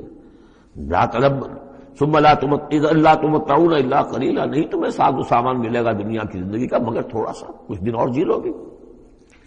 قل من ذا الذی یعصمکم من اللہ، ان سے پوچھئے کون ہے وہ جو تمہیں اللہ سے بچا سکے، ان اراد بکم سوءا، اگر اللہ ہی نے فیصلہ کر لیا ہو تمہارے بارے میں کسی بری چیز کا، او اراد بکم رحمہ، اور اگر اللہ نے رحمت کا فیصلہ کیا ہو تو کون ہے جو اس کی رحمت کے آڑے آ سکے۔ وَلَا يَجِدُونَ لَهُم مِّن دُونِ اللَّهِ وَلِيًّا وَلَا نَصِيرًا، اور یہ نہیں پائیں گے اللہ کے مقابلے میں نہ کوئی ولی، حمایتی اور نہ مددگار۔ قَدْ يَعْلَمُ اللَّهُ الْمُعَوِّقِينَ مِنكُمْ، تم میں سے اے نام نہاد مسلمانوں، اے منافقوں، ہمیں خوب معلوم ہے، اللہ کو خوب معلوم ہے کہ کون ان میں سے روکتے ہیں دوسروں کو کہ مت جاؤ، محاذ پر مت جاؤ۔ جیسا کہ میں بتا چکا ہوں کہ دو طرف تو حرات تھے، ادھر سے حفاظت تھی، پیچھے بنو قریظہ تھے، چونکہ وہ معاہد تھے، ان سے معاہدہ تو موجود تھا، لہذا اس اعتبار سے بظاہر وہ بھی محفوظ تھا، ادھر سے حملہ نہیں ہو سکتا تھا، اگرچہ اندیشہ ہر وقت تھا کہ کبھی وہ بھی دغا دیں تو پھر یہ ہے کہ چکی کے دو پارٹوں کے درمیان مسلمان آ جائیں گے۔ لیکن جو سامنے کا علاقہ تھا وہاں وہ خندق جو ہے کھود دی گئی، اور خندق سے ادھر جو ہے وہ مسلمان مورچہ لگا کے بیٹھے ہوئے، تو اب اس جو بھی وہ محاذ بنتا تھا اس پر کوئی نہیں جاتا تھا، روکتے تھے ادھر مت جاؤ، کہاں جا رہے ہو۔ قد یعلم اللہ المعوقین منکم، تم میں سے جو لوگ روکتے ہیں دوسروں کو، والقائلین لاخوانہم ہلم الینا، اور جو کہتے ہیں اپنے بھائیوں سے آؤ ہماری طرف آؤ، گھروں میں گھس جاؤ، چھپ جاؤ، تمہارا جو ہے کہیں نام و نشان نہ رہے، کہاں جا رہے ہو موت کے منہ میں۔ ولا یاتون الباس الا قلیلا، اور وہ نہیں آتے، حاضر نہیں ہوتے جنگ میں، یعنی میدان جنگ میں جہاں پر کہ فوجوں کا پڑاؤ ہے، آمنے سامنے کا معاملہ، مگر کبھی کسی وقت۔ شاذ اشیحتن علیکم، اے مسلمانوں یہ تمہارے حق میں بہت بخیل ہے، کوئی خیر نہیں چاہتے تمہارے لیے، یہ خیر خواہ نہیں ہے، تمہارے بدخواہ ہے۔ فاذا جاء الخوف رأیتہم، اور جب خوف اگر چلا جائے، یہ لشکر چلے جائیں، یہ خوف کی کیفیت ختم ہو جائے، رأیتہم ينظرون، اذا جاء الخوف، جب خوف آتا ہے، خوف کی کیفیت پیدا ہو جاتی ہے، خوفناک صورتحال، رأیتہم ينظرون الیک، تو اے نبی آپ ان کو دیکھتے ہیں کہ آپ کی طرف ایسے دیکھ رہے ہوتے ہیں، تدور اعینہم کالذی یغشی علیہ من الموت، کہ ان کی آنکھیں ایسی پھرتی ہیں جیسے کہ اس شخص کی آنکھ پھرا کرتی ہے کہ جس پر موت کی غشی طاری ہو رہی ہو، کیونکہ اب مرحلہ آ گیا خطرے کا، پھر جنگ ہے، پھر جانا پڑے گا، پھر وہی ساری صورتحال، سارے اندیشے، سارے خطرات، تو گویا کہ ان کو موت کی غشی اور نزع کی کیفیت کی میں جو ہوتی ہے، آنکھیں جس طرح کی پتھرا جاتی ہیں یا پھرتی ہیں، اس طریقے سے تدور اعینہم کالذی یغشی علیہ من الموت۔ فاذا ذهب الخوف، اور جب خوف چلا جائے، ختم ہو جائے، یعنی وہ صورتحال جیسے کہ بعد میں ہو گئی کہ چلے گئے لشکر، جب چلے گئے تو اب ان کا طریقہ کار کیا ہے؟ وَإِذَا ذَهَبَ الْخَوْفُ سَلَقُوكُمْ بِأَلْسِنَةٍ حِدَادٍ، اب وہ تم پر پل پڑتے ہیں اپنی لوہے کی زبانوں کے ساتھ، یعنی زبانیں قینچیوں کی طرح چلنی شروع ہو جاتی ہیں، مسلمانوں پر تنقید بھی ہے، اپنے ایمان کا اظہار بھی ہے، چرب زبانی بھی ہے، تو حداد لوہے کی جیسے ان کی زبانیں لوہے کی ہو، تو ہمارے محاورے میں قینچی کی طرح زبان کا چلنا۔ سلق جو ہے عربی محاورے میں، عربی لغت میں آتا ہے بسطن بقہر اما بالید او باللسان، کسی کے پر حملہ آور ہونا یا ہاتھ سے یا زبان سے۔ تو سلقوکم بالسنۃ حداد اشیۃ الخیر، اور پھر جو بھی کوئی مال غنیمت ہوگا اس کے اوپر یہ ایسے ہوں گے، جھکے پڑیں گے کہ مال سارا ہمیں ہی مل جائے۔ اولئک لم یؤمنوا، یہ وہ لوگ ہیں کہ جو حقیقتاً ایمان نہیں لائے۔ فأحبط اللہ اعمالہم، تو اے نبی انہوں نے اس کیفیت میں جو بھی کوئی نیکیاں کی ہیں، بظاہر نیکیاں، آپ کے امامت میں نمازیں بھی تو پڑھی ہیں نا انہوں نے، آخر مدینہ منورہ میں وہ نمازیں پڑھتے تھے منافق، کس کی امامت میں؟ محمد رسول اللہ کی امامت میں، کس مسجد میں؟ مسجد نبوی میں، لیکن ان کے سارے اعمال حبط ہو گئے. فأحبط اللہ اعمالہم، اللہ نے ان کے تمام اعمال اکارت کر دیے. وکان ذلک علی اللہ یسیرا، اور یہ چیز اللہ پر بہت آسان ہے. یحسبون الاحزاب لم یذهبوا، جبکہ جا چکے ہیں لشکر، ان کا حال یہ ہے کہ ان کے اوپر ابھی تک خوف طاری ہے. جیسے ہوتا ہے کہ کسی بڑے حادثے کے بعد بھی بہت دیر تک اعصاب کے اوپر جو ہے وہ ایک طرح کی کپ کپی طاری رہتی ہے، انسان کے سنسناہٹ سی رہتی ہے، اتنا بڑا حادثہ ہوا ہے. یحسبون الاحزاب لم یذهبوا، یہ سمجھتے ہیں کہ وہ گئے نہیں ہیں، کہیں ادھر چھپ گئے ہوں، کہیں پھر دوبارہ آ رہے ہوں، کہیں حملہ دوبارہ تو نہیں کر رہے ہیں. یہ کوئی ان کی ٹیکٹیکل موو تو نہیں تھی کہ ذرا پیچھے ہٹ کے پھر حملہ آور کریں. یحسبون الاحزاب لم یذهبوا، یہ سمجھتے ہیں کہ وہ لشکر گئے نہیں ہیں. وہی یاتی الاحزاب، اور اگر کہیں دوبارہ وہ لشکر جو ہیں وہ فوجیں جو ہیں دوبارہ کہیں حملہ آور ہو جائیں، یودوا لو انہم بادون فی الاعراب، تو ان کی بڑی خواہش ہوگی کاش کہ ہم مدینے کو چھوڑ کر کہیں ریگستانوں میں چلے گئے ہوتے، اور کہیں نخلستانوں میں جا کر آراب کی حیثیت کے ساتھ ہم ان کے ساتھ چلے گئے ہوتے، بادیہ نشینوں کے پاس. یسألونک عن انبائکم، اور وہاں سے اے مسلمانوں تمہاری خبریں معلوم کرتے رہتے. اب کیا ہوا؟ اونٹ کس کروٹ بیٹھا؟ وَلَوْ كَانُوا فِيكُمْ مَا قَاتَلُوا إِلَّا قَلِيلًا، اور اگر یہ تمہارے درمیان موجود بھی رہے تو قتال میں تو حصہ نہیں وہ لیتے مگر شاس دکھانے کے لیے، کھانا پوری جسے ہم کہتے ہیں. اب ایک کردار تو یہ ہے جو سامنے آ گیا. دوسرا کردار کیا ہے؟ لَقَدْ كَانَ لَكُمْ فِي رَسُولِ اللَّهِ أُسْوَةٌ حَسَنَةٌ. دوسرے کردار کا جو دوسری تصویر ہے، اس کا جو خورشید ہے، سورج ہے، وہ محمد رسول اللہ کا کردار ہے. فرمایا اے مسلمانوں تمہارے لیے اللہ کے رسول میں ایک اسوہ ہے، نمونہ ہے، بہترین نمونہ. اب یہ بات نوٹ کرنے کی ہے کہ یہ آیت ہمارے ہاں سیرت کی تقاریر ہوں، کوئی میلاد کی محفلیں ہوں، کوئی وعظ ہو تو اس میں بہت پڑھی جاتی ہے یہ آیت اسوہ حسنہ. لیکن عام طور پر ہمارے یہاں اسوہ حسنہ کیا ہے؟ چھوٹی چھوٹی سنتیں، ان کا تذکرہ ہوگا. مسواک کرنا بھی اسوہ ہے، ٹھیک ہے. اسی طریقے سے اور سنتیں ہیں. مسجد میں داخل ہو تو داہنا پاؤں آگے آنا چاہیے، بایاں نہیں، ٹھیک ہے، ہونا چاہیے، ایک شخص کو کرنا چاہیے، اہتمام کرنا چاہیے. حضور کا یہی معمول تھا. یہ سب بھی اسوے میں شامل ہے. اصل اسوہ یہ ہے کفر کے مقابلے میں جان ہتھیلی پر رکھ کر میدان میں آنا. یہ ہے اسوہ. یہ اسوہ ہماری نگاہوں سے اوجھل. محمد رسول اللہ کا مثالی کردار کس اعتبار سے؟ جب بھوک تھی شدید، حضور کو بھی بھوک تھی اور فاقہ تھا. جب صحابہ نے آ کے شکایت کی کہ حضور ناقابل برداشت ہو گئی ہے یہ بھوک، دیکھیے ہم نے اپنے پیٹوں پر پتھر باندھے ہوئے ہیں تاکہ یہ کہ معدے کو وہ جو ہنگر کنٹریکشنز ہوتی ہیں وہ نہ ہو، اس کو کم سے کم جھوٹا ہی صحیح ایک دلاسا ہو کہ کچھ بوجھ ہے میرے اوپر. وہ بوجھ چاہے پتھر کا ہو، کھانے کا نہ ہو. یہ سب پتھر باندھے ہوئے، کمر دوہری نہ ہو جائے ہماری. حضور نے اپنا کرتا اٹھا کے دکھایا، وہاں 2 پتھر بندھے ہوئے. اور اسی حال میں جب صحابہ کدالیں چلا رہے ہیں اور کھود رہے ہیں تو حضور جو ہے اپنے کندھے پر بڑے بڑے پتھر اٹھا کر لے جا کر اور باہر پھینک رہے ہیں. اسی میں آپ شریک ہیں پوری طریقے سے. یہ ہے اسوہ. ایسا نہیں تھا کہ بس حضور تو کہیں ایک جگہ بیٹھے ہوں اور خیمہ لگا ہو اور مور چھل چلے جا رہے ہوں، سمجھے آپ، اور سب ٹھنڈی چھاؤں آپ کو فراہم کی گئی ہو اور باقی سب لوگ جو اس کام میں لگے ہوئے. یہ اسوہ ہے محمد کا صلی اللہ علیہ وسلم. لقد کان لکم فی رسول اللہ اسوۃ حسنہ. اسی کو میں کہا کرتا ہوں جدید اصطلاح میں ایک ہے میکرو اکنامکس اور ایک ہے مائکرو اکنامکس. تو مائکرو سنت کو تو لوگ جانتے ہیں، یہ سنت ہے، یہ سنت ہے. اس میں سے بعض کے بارے میں بڑے جھگڑے بھی ہیں، رفع یدین سنت ہے یا نہیں ہے، لیکن میں اس مسئلے پر نہیں جا رہا ہوں. لیکن میکرو سنت جو ہے، سب سے بڑی سنت جو ہے، وہ تو یہ ہے کہ وحی کے آغاز کے بعد سے لے کر 40 برس کی عمر کے بعد سے لے کر حضور نے ایک لحظہ، ایک منٹ معاش کی جد و جہد میں صرف نہیں کیا. پوری زندگی، پورا وقت، پوری توانائی، پوری قوت دعوت دین، اقامت دین، دین کی دعوت، دین کی اقامت اسی میں لگائی. کوئی جائیداد نہیں بنائی، کوئی کاروبار، حالانکہ اس سے پہلے آپ بہت کامیاب تاجر تھے، کاروبار کرتے تھے. لیکن جب یہ فرض منصبی آ گیا، یا ایھا المدثر قم فانذر وربک فکبر، اب یہی کام ہے. تو کچھ تو اس کی بھی پیروی کرنے کی کوشش کی جائے، اس درجے میں نہ صحیح، وہ عکس تو ہو. میکرو سنت جو ہے کسی درجے میں تو اپنی زندگی کے اندر اس کا عکس پیدا کیا جائے. ہاں اس کے ساتھ پھر چھوٹی چھوٹی سنتیں بھی ہو جاؤں تو کیا کہنے ہیں، پھر نور علی نور ہے. لیکن یہ اس میکرو سنت کا تو ہے ہی نہیں. اپنے تو ساری توانائی، ساری طاقت، سارا وقت دنیا بنانے میں، اور یہ کہ وہ مسواک کر لی تو سمجھا کہ میں نے تیر مار لیا، 100 شہیدوں کا ثواب مل گیا مجھے، میں نے مسواک کیے، میں نے برش نہیں کیا. اور بعض لوگ تو پھر مسواک اپنی جیب میں اس طرح رکھتے ہیں کہ جیسے قومی نشان ہمارا، یہ اس طریقے سے تاکہ معلوم ہو جائے کہ یہ شخص جو ہے سنت رسول کا یہ جو ہے پابندی کرنے والا ہے.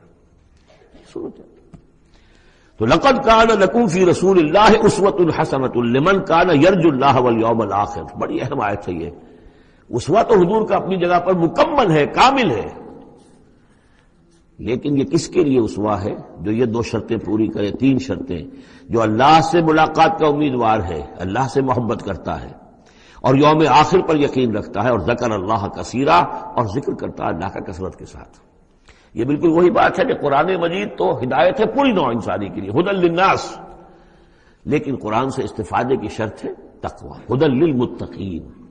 تو جو ربط و تعلق ہے ان 2 آیتوں میں وہی سمجھیے کہ اپنی جگہ پر حضور کی زندگی ایک اسوہ کاملہ ہے، مکمل، لیکن اس سے استفادے کی شرائط ہے. لمن کان یرجو اللہ والیوم الآخر وذکر اللہ کثیرا. اب یہ اہل ایمان، حضور کے بعد اہل ایمان کا تذکرہ ہو رہا ہے. محمد الرسول اللہ والذین معہ، اب معہ جو تھے اہل ایمان. ولما رأى المؤمنون الاحزاب، اور جب اہل ایمان نے دیکھا ان لشکروں کو، قالوا هذا ما وعدنا اللہ ورسولہ وصدق اللہ ورسولہ، انہوں نے کہا یہی تو ہے جس کا اللہ نے وعدہ کیا تھا ہم سے اور اس کے رسول نے وعدہ کیا تھا. اب دیکھیے ایک ہی سچویشن ہے، اس کا ریئیکشن کس قدر ایک دوسرے سے مختلف ہے. معلوم ہے یہ مسئلہ ہے انسان کا اندرونی، یضل بہ کثیرا ویہدی بہ کثیرا. تو جیسے قرآن کے بارے میں آیا اسی طریقے سے اس سچویشن سے بھی انہوں نے کیا کہا؟ ہم نے تو سنا ہوا ہے، پہلے ہی اللہ نے کہہ دیا تھا وَلَنَبْلُوَنَّكُمْ بِشَيْءٍ مِّنَ الْخَوْفِ وَالْجُوعِ وَنَقْصٍ مِّنَ الْأَمْوَالِ وَالْأَنفُسِ وَالثَّمَرَاتِ. یہ قرآن مجید میں سورہ بقرہ میں آیت نہیں آ چکی تھی؟ لَتُبْلَوُنَّ فِي أَمْوَالِكُمْ فِي أَنفُسِكُمْ وَأَمْوَالِكُمْ. یہ کیا سورہ آل عمران میں آیت نہیں آ چکی تھی؟ یہ تو چیزیں وہی تو ہے جس کا کہ ہم سے وعدہ کیا تھا. وَلَمَّا رَأَى الْمُؤْمِنُونَ الْأَحْزَابَ، جب دیکھا اہل ایمان نے ان احزاب کو، قَالُوا هَذَا مَا وَعَدَنَا اللَّهُ وَرَسُولُهُ وَصَدَقَ اللَّهُ وَرَسُولُهُ. اور بالکل صحیح کہا تھا اللہ نے بھی اور بالکل صحیح فرمایا تھا اس کے رسول نے بھی. وَمَا زَادَهُمْ إِلَّا إِيمَانًا وَتَسْلِيمًا، اور نہیں ہوا ان میں کسی شے کا اضافہ مگر ایمان اور تسلیم. ایمان کے ساتھ تسلیم، سر تسلیم خم. سر تسلیم خم ہے جو مزاج یار میں آئے، جو اللہ کی طرف سے فیصلہ ہے. جیسا کہ ہم پڑھ چکے ہیں سورہ توبہ میں، اگرچہ سورہ توبہ تو بہت بعد میں نازل ہوگی، ابھی 4 سال بعد میں اس سورہ مبارکہ کے وہ زمانہ نزول کے اعتبار سے، لیکن ہم تو پڑھ چکے ہیں. ہر طرح موسم بنا اللہ الحسنین. ہمارے لیے تم کیا اندازہ کس چیز کا انتظار کر سکتے ہو سوائے 2 نہایت اعلیٰ ترین صورتوں کے. ہم سب کے سب شہید ہو جائیں تب بھی ہماری کامیابی ہے، اور ہم کامیاب ہو کر آ جائیں تو تب تو تم بھی مانو گے کامیابی ہے. اس لیے ہمیں تو کوئی اندیشہ ہی نہیں. تو اس میں تسلیم ان کے اندر، اور ہم بھی تسلیم کی خو ڈالیں گے. بے نیازی تیری عادت ہی صحیح. من المؤمنین رجال صدقوا ما عاهدوا الله علیہ، ان اہل ایمان میں وہ جوان مرد لوگ ہیں رضی اللہ تعالی عنہم وارضاہم اجمعین. صدقوا ما عاهدوا الله علیہ، جنہوں نے سچا کر دکھایا وہ عہد جو انہوں نے اللہ سے کیا تھا. انہوں نے کہا تھا ہم اپنی جان اور مال حاضر ہیں، ہم جنت کے عوض یہ سب کچھ دینے کو تیار ہیں. انہوں نے وہ عہد پورا کر دیا. فَمِنْهُمْ مَنْ قَضَى نَحْبَهُ، ان میں سے وہ بھی ہیں جو اپنی نظر گزار چکے، نظر پیش کر چکے. کتنے ہی صحابہ تھے جو اس وقت تک جام شہادت نوش کر چکے تھے. سن 5 ہے یہ تو، سن 3 میں 70 صحابہ تو غزوہ احد کے اندر ہی شہید ہوئے. فَمِنْهُمْ مَنْ قَضَى نَحْبَهُ، ان میں وہ بھی ہیں کہ جو اپنی نظر پیش کر چکے. وَمِنْهُمْ مَنْ يَنْتَظِرُ، اور باقی جو ہے وہ منتظر ہے کہ کب وقت آئے. یہ تو ہم انتظار میں ہیں کہ کب اللہ تعالیٰ ہمیں بھی شہادت کا درجہ دے، ہماری بھی شہادت قبول فرما لے. لگا رکھا ہے تیرے خنجر و ثنا کے لیے وبال دوش ہے سر، جس میں وبال دوش ہے سر، جس میں ناتواں پہ مگر لگا رکھا ہے تیرے خنجر و ثنا کے لیے. ہم تو اللہ منتظر ہیں کہ کب ہماری باری آ جائے. فَمِنْهُمْ مَنْ قَضَىٰ نَحْبَهُ وَمِنْهُمْ مَنْ يَنتَظِرُ وَمَا بَدَّلُوا تَبْدِيلًا. اور انہوں نے ہرگز تبدیلی کوئی نہیں کی جو انہوں نے عہد اللہ سے کیا، سرے بوس میں فرق نہیں آنے دیا. لِيَجْزِيَ اللَّهُ الصَّادِقِينَ بِصِدْقِهِمْ، تاکہ اللہ تعالیٰ سچوں کو ان کی سچائی کا پورا پورا بدلہ دے. وَيُعَذِّبَ الْمُنَافِقِينَ إِنْ شَاءَ أَوْ يَتُوبَ عَلَيْهِمْ، اور ان منافقوں کو چاہے تو ان پر عذاب بھیج دے اور چاہے تو ابھی ان کی توبہ قبول کر لے، انہیں توبہ کا موقع دے دے. یہ میں بتا چکا ہوں کہ آخری جو فیصلہ ہوا وہ جب کہ غزوہ تبوک کا معاملہ ہوا ہے، پھر آخری فیصلے ہوئے ہیں. یا سورہ نساء جو ہے اس کے اندر بھی وہ آیت آ گئی تھی کہ فی الدرک الاسفل من النار، لیکن آخری چیز کہ اے نبی استغفر لہم او لا تستغفر لہم ان تستغفر لہم 70 مرۃ فلن یغفر اللہ لہم، کہ اب آپ ان منافقوں کے لیے استغفار کریں یا نہ کریں، اگر 70 مرتبہ بھی استغفار کریں گے تب بھی اللہ ان کو معاف نہیں فرمائے گا. ان اللہ کان غفور الرحیم، یقینا اللہ غفور الرحیم ہے. ورد اللہ الذین کفروا، اللہ نے لوٹا دیا ان کافروں کو جو چڑھ کر آئے تھے بڑے شان و شوکت کے ساتھ. وہ پورے لشکر جو ہے سب چلے گئے بغیظہم، وہ اپنے غصے کو ساتھ ہی لے گئے. وہ غصہ جو ہے وہ نکالے بغیر، یا تو کوئی جنگ ہوتی کچھ وہ قتل عام کرتے تو کچھ غصہ ان کا نکلتا، اللہ نے ان کو ان کے غصے کے ساتھ ہی واپس کر دیا. ورد اللہ الذین کفروا بغیظہم لم ینالوا خیرا، انہیں کوئی خیر حاصل نہ ہو سکا، کوئی فتح ہوتی، کوئی کارنامہ سر انجام دیا ہوتا، کچھ نہیں. وکفى اللہ المؤمنین القتال، اور اللہ کافی رہا اہل ایمان کی طرف سے قتال کے لیے. اہل ایمان کو تو جنگ کی نوبت ہی نہیں آئی، کھلی جنگ تو ہوئی نہیں.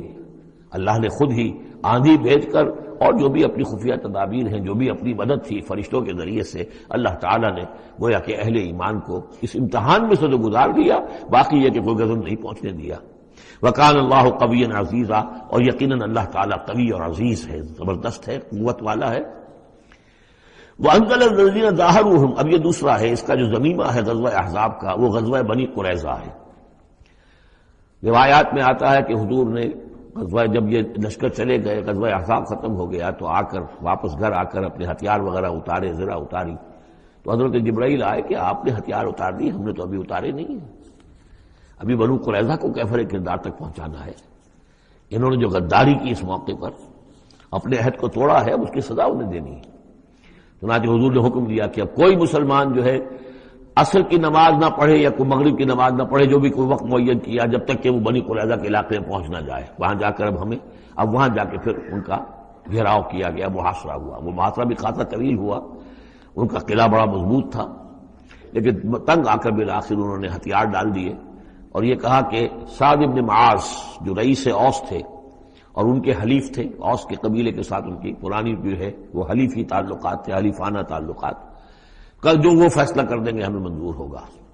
تو حضرت سعد بن معاذ رضی اللہ تعالی عنہ، جو تورات میں فیصلہ لکھا ہوا ہے بد عہدی کا کہ قوم اگر تمہارے ساتھ بد عہدی کرے اور اس کے بعد اللہ تمہیں اس پر فتح دے دے تو کیا کرو، اس کے مطابق فیصلہ سنایا کہ ان کے جتنے جوان ہیں اس قبیلے کے جو جنگ کرنے کے قابل ہیں ان کو قتل کر دیا جائے، اور باقی جو ان کے بوڑھے ہوں یا اور ہوں، مرد ہوں، بچے ہوں، عورتیں ہوں، ان کو جو ہے غلام بنا لیا جائے، ان کا سارا مال ضبط ہو جائے گا. تو بدترین سزا جو ہے ان 3 قبیلوں میں سے، جن میں سے ایک قبیلہ تھا بنی قینقاع کا، ایک تھا بنو نضیر، یہ دونوں تو صرف جلا وطن ہوئے، لیکن بدترین سزا پھر ان کو دی گئی ہے.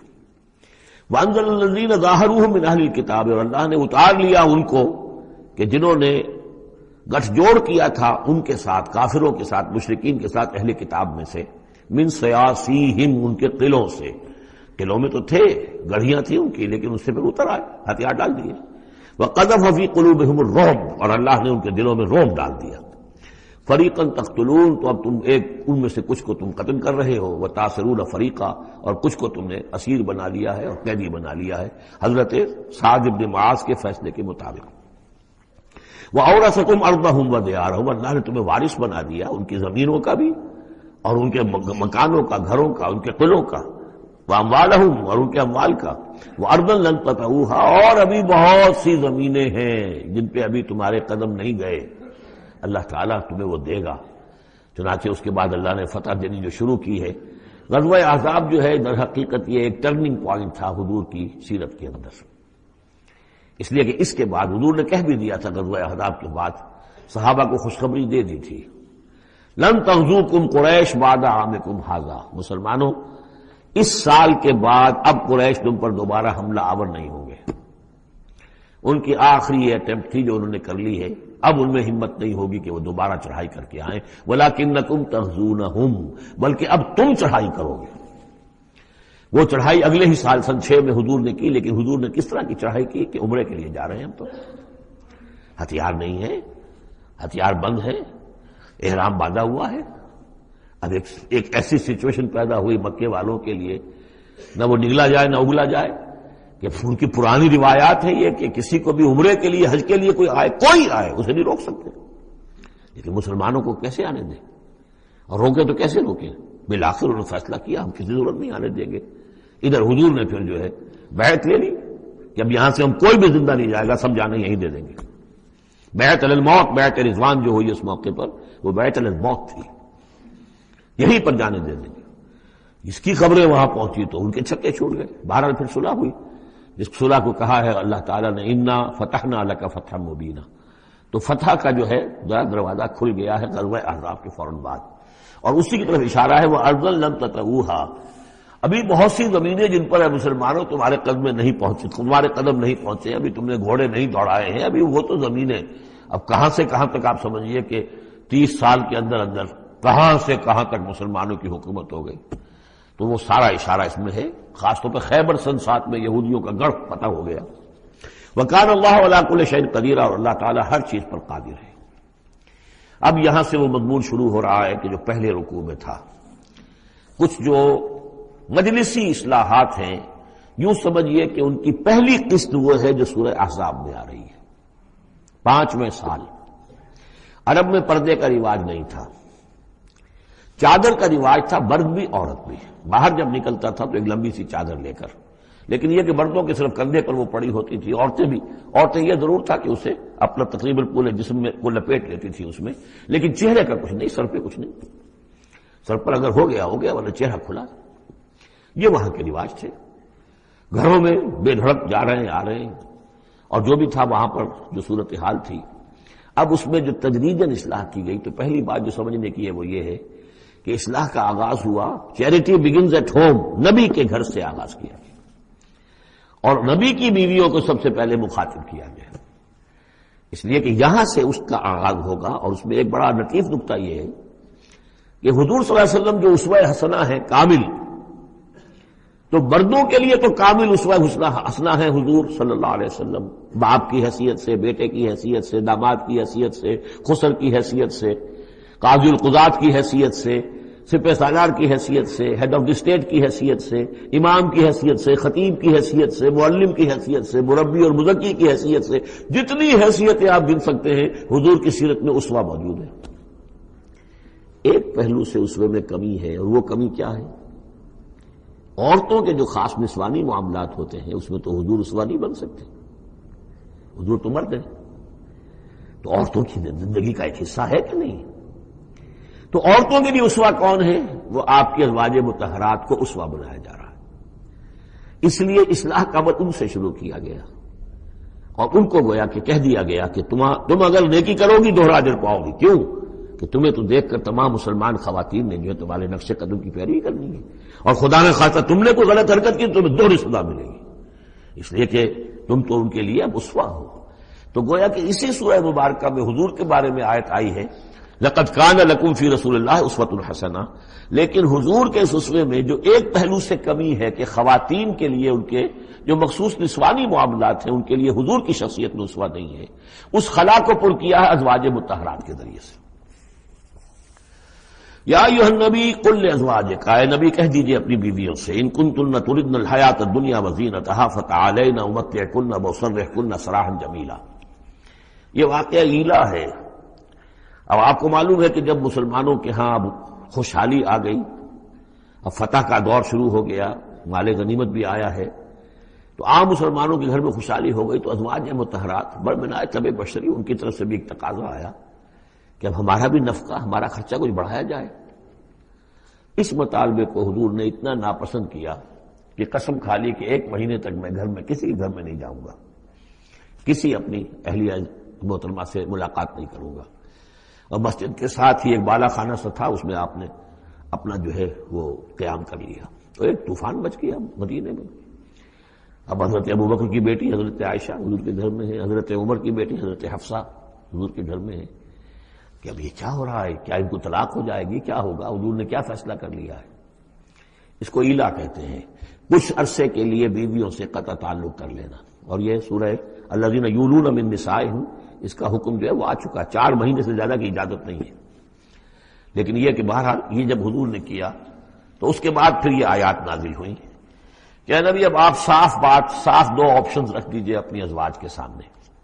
اگر تو انہیں دنیا چاہیے کہ وہ خود آیات ہی میں دیکھ لیجئے، ان کنتن تردن الحیات الدنیا، کہ اگر تو تم چاہتی ہو دنیا کی زندگی، اس کی زیبائش اور آرائش، وزینتہا، فتعالین آؤ امتعکن، میں تمہیں مال و متاع دے دوں گا، واسرحکن سراحا جمیلا، پھر میں اپنے گھر سے تمہیں رخصت کر دوں گا خوبصورتی کے ساتھ. کوئی دنگا نہیں، کوئی فساد نہیں، کوئی لڑائی نہیں، لیکن یہ کہ پھر تم میرے گھر میں نہیں رہ سکتی، پھر میں اپنے ہاتھ سے تمہیں رخصت کر دوں گا. وَإِن كُنتُنَّ تُرِدْنَ اللَّهَ وَرَسُولَهُ، اور اگر تم طالب ہو اللہ کی اور رسول کی، ان کی رضا چاہتی ہو، وَالدَّارَ الْآخِرَةَ، اور بجائے اس دنیا کے تم آخرت کا گھر جو ہے اس کی طالب بن جاؤ. فَإِنَّ اللَّهَ أَعَدَّ لِلْمُحْسِنَاتِ مِنكُمْ أَجْرًا عَظِيمًا، تو اللہ تعالیٰ نے تم جیسی نیک بیویوں کے لیے اللہ تعالیٰ نے بہت بڑا اجر جو ہے وہ فراہم کیا ہے، تیار کیا ہے. یعنی اب آپشن تمہارا ہے، اگر دنیا کی آسائش چاہیے تو آؤ، فیصلہ کر لو، چوز کر لو، چوائس از یورس. میں تمہیں مال و متاع دے کر اپنے گھر سے رخصت کر دوں گا خوبصورتی کے ساتھ. اور اگر میرے ہاں رہنا ہے تو پھر تو یہی ہے، فقر ہے، فاقہ ہے، جو اختیاری فقر تھا آپ کا. اور اس میں ظاہر بات واقعہ یہی ہے کہ جب یہ بات رکھی گئی سب سے پہلے حضرت عائشہ نے کہا میں تو اللہ اور اس کے رسول کو منتخب کرتی ہوں، اور ایک ایک کر کے تمام ازواج نے یہ کہا، اپنے تمام مطالبات سے وہ دستبردار ہو گئی. اور پوری زندگی اس طرح گزری ہے کہ کبھی 2 وقت جو ہے چولہا گرم نہیں ہوا ہے محمد کے گھر میں صلی اللہ علیہ، کسی بھی گھر میں، کسی بھی زوجہ محترمہ کے گھر میں. یا نساء النبی من یات منکن بفاحشۃ مبینۃ، اے نبی کی بیویوں، اگر خدا نخواستہ بالفرض تم میں سے کسی کی طرف سے کسی کھلی بے حیائی کا ارتکاب ہوا، یضاف لہ العذاب ضعفین، اسے عذاب دیا جائے گا دگنا. وکان ذلک علی اللہ یسیرا، اور یہ اللہ پر بہت آسان ہے. یہ نہ سمجھنا نبی کی بیویاں تو نبی ہمیں بچا لے گا. اسی لیے قرآن مجید میں بار بار آتا ہے حضرت نوح کی بیوی، حضرت لوط کی بیوی. حضرت لوط کی بیوی کا ذکر بہت زیادہ ہے. نبی بھی اپنی بیوی کو نہیں بچا سکتا اگر اس کا اپنا کردار غلط ہے، اس کا اپنا جو رویہ ہے صحیح نہیں ہے، اگر اس ایمان اور عمل صالح سے محروم ہے تو کچھ نہیں. چنانچہ حضور نے ایک مرتبہ اپنے قریبی گھرانے کی جو خواتین تھیں ان کو بٹھایا اور ایک ایک کا نام لے کر کہا ہے، یا فاطمہ بنت محمد صلی اللہ علیہ وسلم انقذی نفسک من النار فانی لا املک لک من اللہ شیئا. اے فاطمہ محمد کی بیٹی، خود اپنے آپ کو آگ سے بچاؤ، نکالو اپنے آپ کو آگ سے اپنے عمل سے، اس لیے کہ مجھے اللہ کے ہاں کوئی اختیار تمہارے بارے میں حاصل نہیں ہوگا. اگر فاطمہ کے بارے میں نہیں تو پھر کس کے بارے میں؟ یا صفیہ امت رسول اللہ، اے صفیہ اللہ کے رسول کی پھوپھی، انقذی نفسک من النار فانی لا املک لک من اللہ شیئا، اپنے آپ کو جہنم کی آگ سے بچانے کی کوشش کرو، اس سے نکالو اپنے آپ کو، اور میں قیامت کے دن، میں اللہ کے محاسبے کے وقت میں تمہارے کام نہیں آ سکوں گا. ومن یقنط منکن للہ ورسولہ، تو اب جو کوئی بھی تم میں سے اللہ اور اس کے رسول کی اطاعت پر کاربند ہو جائے، فرما برداری اختیار کرے، وتعمل صالحا، اور نیک عمل کرے، نوتہا اجرہا مرتین، تو اسے ہم اس کا اجر بھی دیں گے دوہرا. غلطی کرو گی تو سزا دگنی، اور صحیح طرز عمل ہوگا ایمان اور عمل صالح والا تو اجر بھی تمہارا دگنا ہوگا. اعتدنا لہا رزقا کریما، اور اس کے لیے اللہ تعالیٰ نے، ہم نے بہت ہی رزق کریم باعزت روزی کا اہتمام جنات کے اندر کیا ہوا ہے. یا نساء النبی لستن کاحد من النساء، اے نبی کی بیویوں تم عام عورتوں کے مانند نہیں ہو، تم نبی کی بیویاں ہو. یہاں اس کو سمجھ لیجیے، مراد کیا ہے کہ تمہیں اسوہ بننا ہے امت کی تمام خواتین کے لیے تا قیام قیامت. لستن کاحد من النساء. اب پہلی ہدایت یہ دی گئی ان اتقیتن فلا تخضعن بالقول. ظاہر بات ہے وہ پہلی یوں سمجھیے کہ جو بھی معاشرے کا نقشہ میں کھینچ چکا ہوں کہ لوگ آتے تھے گفتگو کرتے تھے بے دھڑک. پہلی بات تو یہ آپ نے فرمائی کہ اگر تم تقوی دل میں رکھو اور لوگوں سے بات کرتے ہوئے اپنی آواز میں لوچ پیدا نہ کرو، نرمی پیدا نہ کرو۔ ظاہر بات ہے عورت کی آواز اس کے اندر مرد کے لیے کشش ہے، اور اگر کہیں طرح اس میں لوچ بھی ہو تو اگر کسی کے دل میں کوئی خباثت ہے، کوئی گندگی ہے، منافق بھی تو اسی معاشرے میں تھے نا، اور وہ تو کوئی موقع نہیں جانے دینا چاہتے تھے کوئی اسکینڈل اٹھانے کا حضور کے خلاف اگر ہو جائے۔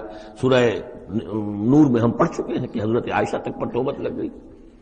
تو یہ کہ اگر فیتما الذی فی قلبہ مرض، کہ کہیں تم تو اپنی شرافت اور مروت کی وجہ سے نرم انداز میں بات کرو، اور جس کے دل میں کوئی روگ ہے، منافقت کا روگ ہے، بیماری ہے، وہ کوئی اور ہی امید لگا لے کہ شاید ان کی کوئی توقع، شاید میں یعنی یہاں پہ اگر کوئی محنت کروں، کوشش کروں تو شاید میری دال گل جائے، کسی بری نیت اور ارادے کو دل میں پال لے۔ وَقُلْنَا قَوْلًا مَعْرُوفًا، بات کرو بڑی معروف انداز میں، لیکن انداز جو ہے اس میں وہ سختی کا ہونا چاہیے، بجائے اس کے کہ اس کے اندر وہ نرمی ہو اور شیرینی ہو۔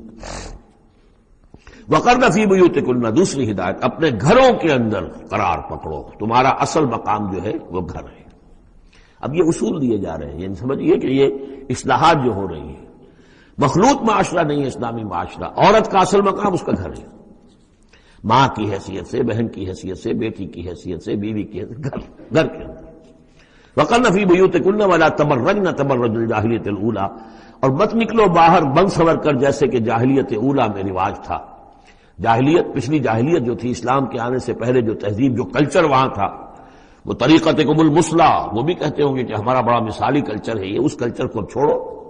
اور یہ جو بند سمر کر باہر نکلنے والی بات ہے کہ تبرج کہتے ہیں کہ نمایاں ہونا، یعنی عورت اگر بناؤ سنگار کر کے نکلتی ہے مردوں میں تو کیا چاہتی ہے؟ وہی چاہتی ہے کہ لوگوں کی نگاہیں میری طرف اٹھے، میں توجہات کا مرکز بن جاؤں۔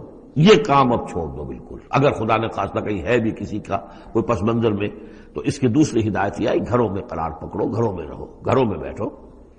وَقَرْنَ فِي بُيُوتِكُنَّ وَلَا تَبَرَّجْنَ تَبَرُّجَ الْجَاهِلِيَّةِ الْأُولَىٰ وَأَقِمْنَ الصَّلَاةَ وَآتِينَ الزَّكَاةَ وَأَطِعْنَ اللَّهَ وَرَسُولَهُ، اور نماز قائم کرو اور زکوٰۃ ادا کرو اور اللہ کی اور اس کے رسول کی اطاعت پر کاربند رہو۔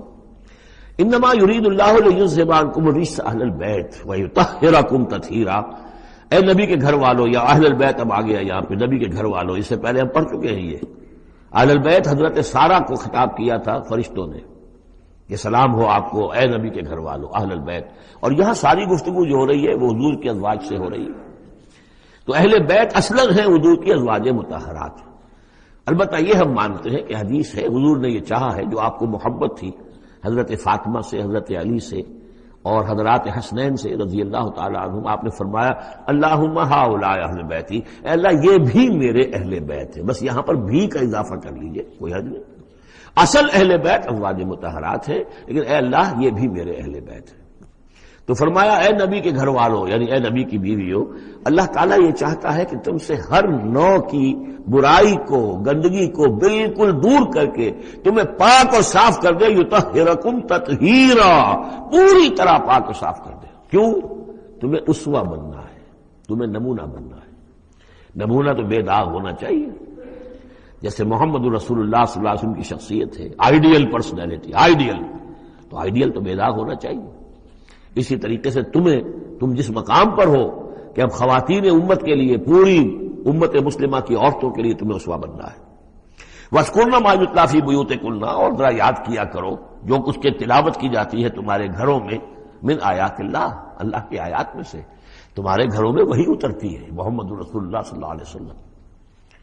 بلکہ ایک خاص جو مقام ہے حضرت عائشہ کا، وہ تو حضور نے فرمایا ہے کہ کسی اور میری بیوی کے لحاف میں، جبکہ ایک ہی لحاف میں حضور بھی تھے اور حضرت عائشہ بھی تھی، تو مجھ پر وہی نازل نہیں ہوئی سوائے عائشہ کے لحاف کے۔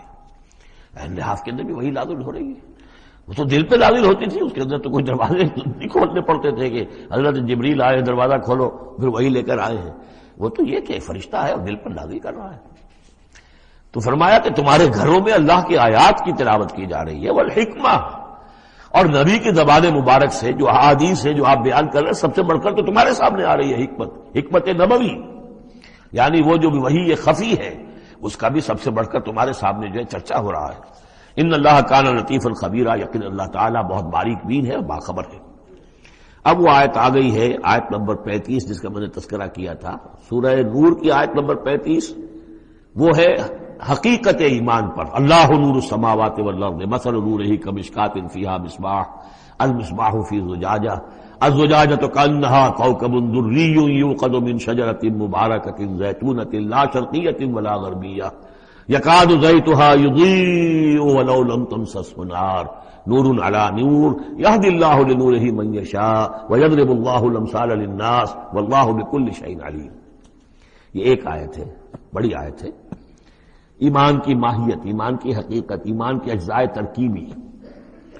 اب اس ایمان کا ظہور جو انسانی شخصیت میں ہوتا ہے، اور اس کو اب یہاں پہ 10 صفات جو ہے گنوائی گئی ہیں، لیکن چونکہ یہاں پہ اس سورہ مبارکہ کا بھی اور سورہ نور کا بھی، جیسا کہ ان دونوں کا مضمون یہ ہے کہ وہ جو معاشرتی اصلاح اور ان میں خواتین جو ہیں ان کے مسائل کو خاص طور پہ لایا جا رہا ہے. تو عام طور پر تو قرآن میں یہ ہے کہ جو حکم بھی ہے وہ مذکر کے صیغے میں آ جاتا ہے، مردوں سے خطاب کر کے، لیکن عورتیں بھی اس کی مخاطب ہیں. اسے برسبیل تغلیب کہتے ہیں، قاعدہ ہے کہ بظاہر خطاب ہے اقیم الصلاح، مذکر کا صیغہ ہے، لیکن یہ خطاب جو ہے یہ عورتوں سے بھی ہے. اللہ یہ کہ ابھی ہم نے پڑھا اقمنا الصلاۃ، یہ یہاں مؤنث کے اس میں بھی آ گیا، لیکن عام طور پر قرآن میں جو آیا ہے وہ تو مذکر کا صیغہ ہے. لیکن یہاں آپ دیکھیں گے کہ ان کیفیات کو اور خصوصیات کو جو ایمان کے ثمرات اور نتائج ہیں ان کو دہرا کر مردوں اور عورتوں کے لیے علیحدہ علیحدہ بالکل پوری صراحت کے ساتھ.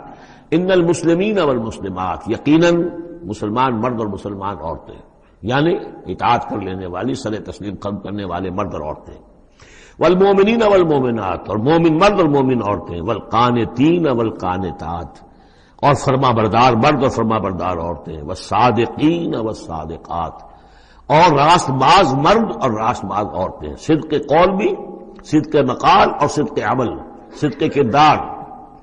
والصابرین والصابرات، اور صبر کرنے والے مرد اور صبر کرنے والی عورتیں. والخاشعین والخاشعات، اور اللہ کے سامنے جھکے رہنے والے مرد اور جھکے رہنے والی عورتیں. والمتصدقین والمتصدقات، اور اللہ کے لیے صدقہ دینے والے مرد اور صدقہ دینے والی عورتیں. والصائمین والصائمات، اور روزہ رکھنے والے مرد اور روزہ رکھنے والی عورتیں. والحافظین فروجہم والحافظات، اور اپنے شرمگاہوں کی حفاظت کرنے والے مرد اور اپنی شرمگاہوں کی حفاظت کرنے والی عورتیں. والذاکرین اللہ کثیرا والذاکرات، اور کثرت کے ساتھ اللہ کا ذکر کرنے والے مرد اور ذکر کرنے والی عورتیں. اعد اللہ لہم مغفرۃ واجرا عظیما، اللہ تعالیٰ نے ان سب کے لیے مغفرت اور بہت بڑا اجر تیار کر رکھا ہے. اللہم ربنا اجعلنا منہم، اللہم ربنا اجعلنا منہم. اب وہ مسئلہ آ رہا ہے کہ جس کی تمہید ہوئی تھی پہلے رکوع میں، حضرت زینب رضی اللہ تعالیٰ عنہ سے حضور کی شادی کا معاملہ، اور اس سے پہلے حضور کے کہنے کی وجہ سے حضرت زینب کا نکاح جو حضرت زید ابن حارثہ سے ہوا. پھر زید ابن حارثہ رضی اللہ تعالیٰ عنہ نے جو ان کو طلاق دینی چاہی. پھر حضور کے دل میں جو یہ خیال ہوا کہ میں نے پہلے تو حکم دے کر نکاح پر مجبور کیا، اب اگر یہ داغ لگ جاتا ہے زینب کو تو گویا کہ پھر تو ایک ہی شکل رہ جائے گی اس کی دل جوئی کی، تلافی کی، کہ میں خود نکاح کروں. اب میں خود نکاح کروں گا تو چونکہ زید میرا منہ بولا بیٹا رہا ہے پہلے، ایک طوفان اٹھ کھڑا ہوگا. حالانکہ اس میں بات کوئی نہیں تھی، لیکن یہ کہ حضور نے اس کی وجہ سے یہ سمجھا کہ یہ مصلحت کے خلاف ہوگا. تو اسی گویا کہ آپ اسی ششپنج میں تھے کہ یہ آیات نازل ہو گئی. پہلی آیت میں تذکرہ ہے اس کا کہ جو حضور کے کہنے کی بنا پر حضرت زینب اور ان کے بھائی آمادہ ہوئے نکاح پر، ورنہ وہ آمادہ نہیں تھے زید بن حارثہ سے نکاح پر. وما كان لمؤمن ولا مؤمنة اذا قضى الله ورسوله امرا ان يكون لهم الخيرة من امرهم.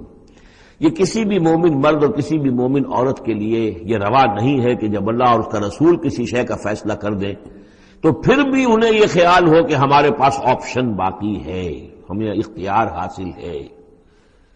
وَمَن يَعْصِ اللَّهَ وَرَسُولَهُ فَقَدْ ضَلَّ ضَلَالًا بَعِيدًا، جو اللہ اور اس کے رسول کی نافرمانی کریں گے انہوں نے تو گویا کہ بہت بڑی گمراہی جو ہے وہ حاصل کر لی. یہ گویا کہ ایک تو یہ کہ اس کو عام ہم لیں گے تو یہ ہر معاملے کے اوپر ہے کہ اللہ اور اس کے رسول کے فیصلے کے بعد پھر میں یہ سمجھوں کہ میرے پاس کوئی آپشن ہے، تو اس کا مطلب ہے کہ میں اللہ کا انکار کر رہا ہوں، رسول کا انکار کر رہا ہوں. پس منظر میں وہی ہے کہ حضور کی فرمائش جو تھی ابتداءً تو چونکہ امیمہ ابن عبد المطلب حضور کی پھپھی تھی جن کی بیٹی ہیں حضرت زینب، اس کا اونچا خاندان ہے. اور ادھر یہ ہے کہ حضرت زید ابن حارثہ غلام رہے ہیں، اگرچہ تھے شریف خاندانوں میں سے عرب کے، لیکن کبھی انہیں کہیں پکڑ کر کہیں کسی نے لا کر غلام بنا کر بیچ دیا تھا تو داغ تو لگ گیا غلامی کا، اور اس معاشرے میں وہ داغ پھر دھلتا نہیں تھا ایک دفعہ. ایک دفعہ لگ جانے کے بعد. تو اس وجہ سے اب انہوں نے حضور کے لیے، حضور کے فرمانے کی وجہ سے نکاح کیا. اس کے بعد نہیں ان کی نبھی آپس میں، اور اس میں گمان غالب یہ ہے کہ حضرت زینب انہیں وہ نہیں دے سکی احترام اور ادب اور ان کی مرضی پر چلنے کا معاملہ، جیسا کہ ایک عورت کو فصالحات و قانتات حافظات للغیب جو رویہ ہونا چاہیے، اب وہ اپنے جذبات اور احساسات کے اوپر اس درجے جو ہے وہ کنٹرول نہ کر سکی، لہذا ان کے مابین جو ہے وہ موافقت نہیں ہوئی. تو حضرت زید نے کئی دفعہ کہا کہ حضور میں پھر ان کو فارغ کر دینا چاہتا ہوں، طلاق دینا چاہتا ہوں. استقول للذی انعم اللہ علیہ وانعمت علیہ امسک علیک زوجک.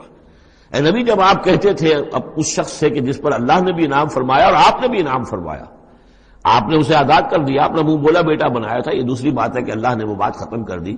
یہ تو زید ابن محمد کہلاتا تھا، اب یہ زید ابن حارثہ رہ گیا دوبارہ. آپ اس سے کہتے رہے امسک علیک زوجک، نہیں اپنی بیوی کو روکے رکھو، گھر میں آباد رکھو، ذرا اور کوشش کرو، ذرا اور کہ مزاجوں کی موافقت ہو جائے. واتق اللہ، اللہ سے ڈرو، اللہ کا تقوی اختیار کرو. وتخفی فی نفسک ما اللہ مبدیہ، اور آپ اپنے دل میں چھپائے ہوئے تھے وہ بات جو جس کو کہ اللہ تعالیٰ اللہ مبدی، جسے اللہ تعالیٰ کھولنا چاہتا ہے. وتخشى الناس، آپ لوگوں سے ڈر رہے تھے. واللہ احق ان تخشاہ، جبکہ اللہ زیادہ حقدار ہے اس کا کہ آپ اس سے ڈریں. فلما قضا زید منها وطرا، تو جب زید نے اس سے آخری قطع تعلق کر لیا، یعنی زکوٰۃ بھی دے دی، وہ طلاق بھی دے دی اور پھر عدت بھی پوری ہو گئی. زوجناکہا، اے نبی ہم نے تزویج کر دی ہے اس کی تمہارے ساتھ، زوجہ بنا دیا ہے، ہم نے نکاح کر دیا ہے. حضرت زینب پھر یہ کہا کرتی تھیں دوسری ازواج مطہرات سے، فخر کرتی تھیں کہ تمہارے نکاح سب کے جو ہے زمین پر ہوئے، میرا نکاح آسمان پر ہوا ہے. جب حضور نے شادی کی ان سے پھر تو اللہ نے نکاح کیا، اللہ نے نکاح پڑھایا ہے. زوجناکہا، ہم نے اسے آپ کی زوجیت میں دے دیا. کہ لا یکون علی المؤمنین حرج فی ازواج ادعیائہم، تاکہ یہ آئندہ کے لیے یہ جاہلی رسم کا خاتمہ ہو جائے اور منہ بولے بیٹوں کی بیویوں کے بارے میں اہل ایمان پر کوئی تنگی نہ رہے. منہ بولا بیٹا تھا، اس کی بیوی تھی، بیٹا فرض کیجیے فوت ہو گیا وہ، تو اس کی بیوی سے وہ بیوہ ہو گئی ہے تو آپ شادی کر سکتے ہیں. اسی طریقے سے اگر وہ اس کو طلاق دے دی ہے شادی کر سکتا ہے. یہ محرمات ابدیہ میں سے نہیں ہے. محرمات ابدیہ کی فہرست سورہ نساء کے اندر آ چکی ہے. وکان امر اللہ مفعولا، اور یہ تو اللہ کا وہ فیصلہ تھا کہ جو بہرحال پورا ہو کر رہنا تھا. یعنی یہ سب کچھ جو ہوا ہے نبی، اس میں بھی ہماری حکمت تھی، مصلحت تھی. کسی اور کے ذریعے سے یہ بات ہوتا تو یہ رسم ٹوٹتی نہ. بعض چیزیں رسمیں ایسی ہوتی ہیں کہ اتنی گہری ہوتی ہیں، ان کے اوپر لوگوں کا اتنا جو وثوق ہوتا ہے، یہ تو جب تک آپ کے ذریعے سے یہ رسم جو ہے غلط نہ ٹوٹتی تو اس کے ٹوٹنے کا امکان نہیں تھا. ہم نے اس کے لیے یہ سارا معاملہ کیا ہے. ما کان علی النبی من حرج فیما فرض اللہ له، نبی پر کوئی حرج نہیں ہے، کوئی مذائقہ نہیں ہے اس چیز میں جو اللہ نے اس کے اوپر عائد کر دی ہے، فرض کر دی ہے. سنت اللہ فی الذین خلوا من قبل، اور یہ اللہ کا وہ طریقہ ہے جو ان لوگوں کے بارے میں رہا جو پہلے گزر چکے. اللہ کے نبیوں کے ساتھ، رسولوں کے ساتھ اللہ کا یہی معاملہ رہا ہے. وکان امر اللہ قدرا مقدورا، اور یہ تو اللہ کا وہ معاملہ تھا کہ جو گویا کہ طے تھا، مقرر ہو چکا تھا، ہماری مشیت میں یہ پہلے سے طے تھا. الذین یبلغون رسالات اللہ، ہے وہ اللہ کے نبی کہ جو ہم اللہ کے پیغامات کو پہنچانے پر مامور ہوتے ہیں. وَيَخْشَوْنَهُ، اور صرف اسی سے ڈرتے ہیں. وَلَا يَخْشَوْنَ أَحَدًا إِلَّا اللَّهَ، اور نہیں ڈرتے کسی اور سے اللہ کے سوا. وَكَفَى بِاللَّهِ حَسِيبًا، اور اللہ تعالیٰ کافی ہے کفایت کرنے والا یا حساب لینے والا. مَا كَانَ مُحَمَّدٌ أَبَا أَحَدٍ مِّن رِجَالِكُمْ، دیکھو محمد تم میں سے کسی مرد کے باپ نہیں ہے. حضور کو اللہ تعالیٰ نے اولاد نرینہ نہیں دی، جو دی تھی بچپن ہی میں اسے اٹھا لیا. آخری عمر میں بھی یہ سمجھیے کہ حضرت ان کا نام کیا تھا، ماریہ قبطیہ، ان کے بطن سے حضرت ابراہیم کی ولادت ہوئی ہے. اور یہ ایک عجیب مسئلہ ہے کہ حضرت ابراہیم کے عقد میں یا آپ کے نکاح میں آئیں ہاجرہ، وہ بھی مصر کی تھیں جن سے اسماعیل کی ولادت ہوئی. اسماعیل کی نسل میں حضور ہے صلی اللہ علیہ وسلم. پھر مصر ہی سے ماریہ قبطیہ آ رہی ہیں، اور ان کے بطن سے جو بیٹا ہوا اس کا نام حضور نے ابراہیم رکھا. اور حضور کو بہت محبوب بھی تھا، لیکن وہ بہت ہی چھوٹا ہستا تھا، بچپن میں ہی فوت ہو گیا ہے، اور حضور کو اس کا افسوس بھی ہوا. یا ابراہیم و انا لفراقک محزونون، یا ابراہیم ہم تمہاری جدائی سے بڑے محزون ہیں، ہمیں رنج ہے. بہرحال ما کان محمد ابا احد من رجالکم، تمہارے مردوں میں سے کسی کے باپ نہیں ہے. یہ زید ابن حارثہ کے باپ نہیں ہے. زید بن حارثہ منہ بولا بیٹا تھا، اب جب کہ ہم نے حکم نازل کر دیا ہے اب وہ سلسلہ منقطع ہو گیا۔ ولیکن رسول اللہ و خاتم النبیین، بلکہ یہ اللہ کے رسول ہیں اور نبیوں کی مہر ہیں۔ اب نبوت ختم ہو رہی ہے ان پر، اب کوئی نبی آنے والا نہیں، لہذا جتنی بھی رسومات جاہلیت کی تھیں اگر ان کے ذریعے سے وہ ختم نہ ہو تو پھر کس کے ذریعے سے ختم ہوگی؟ یہ ہے اس میں جو دلیل مضمر ہے کہ یہ جو کڑوا گھونٹ ہے محمد صلی اللہ علیہ وسلم بھی تو آپ کو کرنا ہی تھا، اس لیے کہ یہ جاہلانہ رسمیں جو ہیں اگر آپ اس کے اندر یہ اقدام نہ کرتے اور آپ نے اپنے منہ بولے بیٹے کی بیوی سے اگر شادی نہ کی ہوتی تو یہ رسم ختم نہیں ہو سکتی تھی۔ اور یہی بات بتائی جا رہی ہے لوگوں کو، ما کان محمد ابا احد من رجالکم ولکن رسول اللہ و خاتم النبیین، وہ تو اللہ کے رسول ہے اور خاتم النبیین۔ اب اس میں ایک بڑا باریک نقطہ ہے وہ نوٹ کر لیجئے، رسالت حضور کی دائم و قائم ہے، چل رہی ہے ابھی تک۔ فرق صرف یہ ہے کہ اس وقت تک براہ راست آپ بنفس نفیس اپنی رسالت کے فرائض ادا کر رہے تھے، اب بائی پراکسی ہے، اب امت کے ذریعے سے ہے، جو بھی آپ کے امتی ہیں، جو بھی دین کے خادم ہیں، جو بھی قرآن کے پیغام کو پہنچا رہے ہیں، جہاں جہاں تک پہنچا رہے ہیں وہ رسالت محمدی کا پیغام پہنچ رہا ہے، رسالت محمد کی ہے صلی اللہ علیہ وسلم۔ جیسے کہ ہم نے سورہ انعام میں آیت پڑھی تھی، اوحی الی ھذا القرآن لانذرکم بہ ومن بلغ، اے نبی ان سے کہہ دیجئے یہ قرآن مجھ پر وحی کیا گیا ہے تاکہ اس کے ذریعے سے میں تمہیں بھی خبردار کر دوں اور جسے بھی یہ قرآن پہنچ جائے۔ اسی لیے امت کو آپ ہدایت دے کر گئے تھے، فَلْيُبَلِّغِ الشَّاهِدُ الْغَائِبَ، اب یہ تمہارا کام ہے اس قرآن کی تبلیغ کرو اور پہنچاؤ، جو بھی یہاں نہیں ہے ان تک پہنچاؤ۔ تو گویا کہ رسالت محمدی ختم نہیں ہوئی ہے، رسالت محمدی تو چل رہی ہے، لہذا ختم کا لفظ جو آیا ہے وہ رسالت کے ساتھ نہیں آیا، نبوت کے ساتھ آیا۔ نبوت ختم ہو گئی جب وحی کا دروازہ بند ہو گیا، نبوت ختم ہو گئی۔ نبوت محمدی آپ کی ذات کے ساتھ تھی، وہ جیسے ہی آپ کی ذات جو ہے وہ اس دنیا سے اس نے پردہ کیا، اس کے ساتھ ہی آپ کی وہ نبوت کا دروازہ بند ہو گیا۔ لیکن رسالت محمدی وہ تو دائم و قائم ہے، اسی لیے یہاں دیکھیے ولیکن رسول اللہ ہے وخاتم النبیین، آپ تو اللہ کے رسول ہیں اور دائم ہیں اور قائم ہیں، اور خاتم النبیین ہیں اور نبیوں کی مہر ہے، وکان اللہ بکل شیء علیما، اور یقیناً اللہ تو ہر چیز کا علم رکھنے والا ہے۔ یا ایھا الذین آمنوا اذکروا اللہ ذکرا کثیرا وسبحوہ بکرۃ واصیلا هو الذی یصلی علیکم وملائکتہ لیخرجکم من الظلمات الی النور وکان بالمؤمنین رحیما۔ صدق اللہ العظیم۔ اہل ایمان اللہ کا ذکر کیا کرو کثرت کے ساتھ۔ ذکر کثیر سے مراد کیا ہے کہ انسان کسی بھی حال میں ہو اللہ کو یاد رکھے۔ پنجابی میں ایک کہاوت ہے، ہتھ کارول دل یارول، کام آپ کر رہے ہیں کوئی بھی کر رہے ہیں لیکن یہ کہ آپ کا دل اللہ کے ساتھ لگا ہونا چاہیے۔ اس کا جو بہترین طریقہ ہے وہ یہ ہے کہ تمام جو بھی معمولات زندگی کے ہیں ان کے ساتھ ہی حضور صلی اللہ علیہ وسلم سے مسنون دعائیں ہیں۔ گھر میں داخل ہو رہے ہیں تو دعا مانگیے، باہر نکل رہے ہیں تو دعا مانگیے، بازار میں داخل ہو رہے ہیں تو دعا مانگیے، بازار سے باہر آ رہے ہیں دعا مانگیے، بیت الخلاء میں داخل ہو رہے ہیں دعا ہے۔ لیکن آپ کام بھی کر رہے ہیں ساتھ کے ساتھ، کوئی اضافی وقت آپ کا نہیں لگ رہا ہے، لیکن اس میں یہ ہے کہ آپ کا اللہ کے ساتھ ایک رشتہ قائم رہے۔ باقی یہ کہ قرآن سب سے بڑا ذکر ہے، پھر نماز، یہ تو ہم پڑھ چکے ہیں 21ویں پارے کی پہلی آیت، وَاتْلُ مَا أُوحِيَ إِلَيْكَ مِنَ الْكِتَابِ وَأَقِمِ الصَّلَاةَ إِنَّ الصَّلَاةَ تَنْهَىٰ عَنِ الْفَحْشَاءِ وَالْمُنكَرِ وَلَذِكْرُ اللَّهِ أَكْبَرُ۔ تو اللہ کا ذکر کرو کثرت کے ساتھ، وَسَبِّحُوهُ بُكْرَةً وَأَصِيلًا، اور صبح و شام اس کی تسبیح کرتے رہو۔ هُوَ الَّذِي يُصَلِّي عَلَيْكُمْ وَمَلَائِكَتُهُ، وہ تم پر اپنی رحمتیں بھیجتا رہتا ہے، اپنی عنایتیں اور شفقتیں نازل فرماتا رہتا ہے، نہ صرف وہ خود بلکہ اس کے ملائکہ بھی۔ اب یہ دیکھیے وہی لفظ ہے کہ جو حضور کے بارے میں آیا ہے، ان اللہ و ملائکتہ یصلون علی النبی، یقیناً اللہ اور اس کے فرشتے نبی پر رحمتیں بھیجتے ہیں، لیکن یہ فرمایا جا رہا کہ ایک عام اہل ایمان کو بھی حصہ ملتا ہے اس میں سے، اللہ کی عنایتیں ہیں، اللہ کی رحمتیں ہیں، وہی لفظ استعمال ہو رہا ہے اہل ایمان کے لیے۔ هو الذی یصلی علیکم وملائکتہ لیخرجکم من الظلمات الی النور، وہ اپنی رحمتیں اور عنایتیں نازل فرماتا رہتا ہے، وہ بھی اور اس کے فرشتے بھی، تاکہ نکالے تمہیں اندھیروں سے روشنی کی طرف۔ وَكَانَ بِالْمُؤْمِنِينَ رَحِيمًا، اور یقیناً اللہ تعالیٰ کے اہل ایمان کے حق میں وہ بہت رحیم ہے۔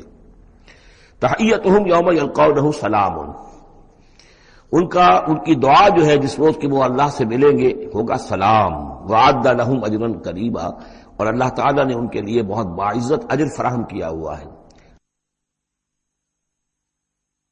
یا ایھا النبی انا ارسلناک شاہدا ومبشرا ونذیرا وداعیا الی اللہ باذنہ وسراجا منیرا۔ اے نبی، اب یہاں نوٹ کیجئے، اے نبی ہم نے بھیجا ہے آپ کو۔ یہ نبوت اور رسالت کا کے درمیان جو ربط و تعلق ہے وہ بھی یہاں پر واضح ہو جائے گا۔ جیسے جس کسی شخص نے CSP کا امتحان پاس کر لیا، اب اس کی اپوائنٹمنٹ ہوتی ہے کسی جگہ پر، جاؤ وہاں پر DC لگو یا وہاں کوئی اور عہدہ جو ہے، ایک ہے اپوائنٹمنٹ، ایک ہے کارڈر۔ نبوت کارڈر ہے، اس کارڈر میں جو آ گئے ہیں اب ان کو جن کو اللہ ان میں سے چاہتا ہے اپوائنٹ کرتا ہے کسی خاص قوم کی طرف، کسی خاص علاقے کی طرف، تو اس اپوائنٹمنٹ کے بعد وہ اب رسول ہے۔ یا ایھا النبی، اے نبی، اسی لیے کہا جاتا ہے کہ حضور کی نبوت کا ظہور جو ہوا ہے وہ پہلی وحی سے۔ وہ سورہ علق کی 5 آیتیں، اقرأ بسم ربک الذی خلق، خلق الانسان من علق، اقرأ وربک الاکرم الذی علم بالقلم، علم الانسان ما لم یعلم۔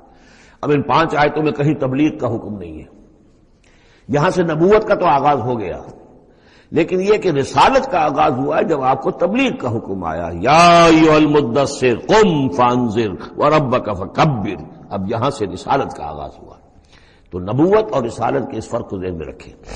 یا ایھا النبی، اے نبی ہم نے بھیجا ہے آپ کو شاہدن گواہ بنا کر۔ اب اس پر ہم گفتگو کر چکے ہیں، لتکونوا شہداء علی الناس ویکون الرسول علیکم شہیدا، اور یہ یکون الرسول شہیدا علیکم وتکونوا شہداء علی الناس سورہ بقرہ میں آیت آئی اور سورہ حج میں آ چکی ہے۔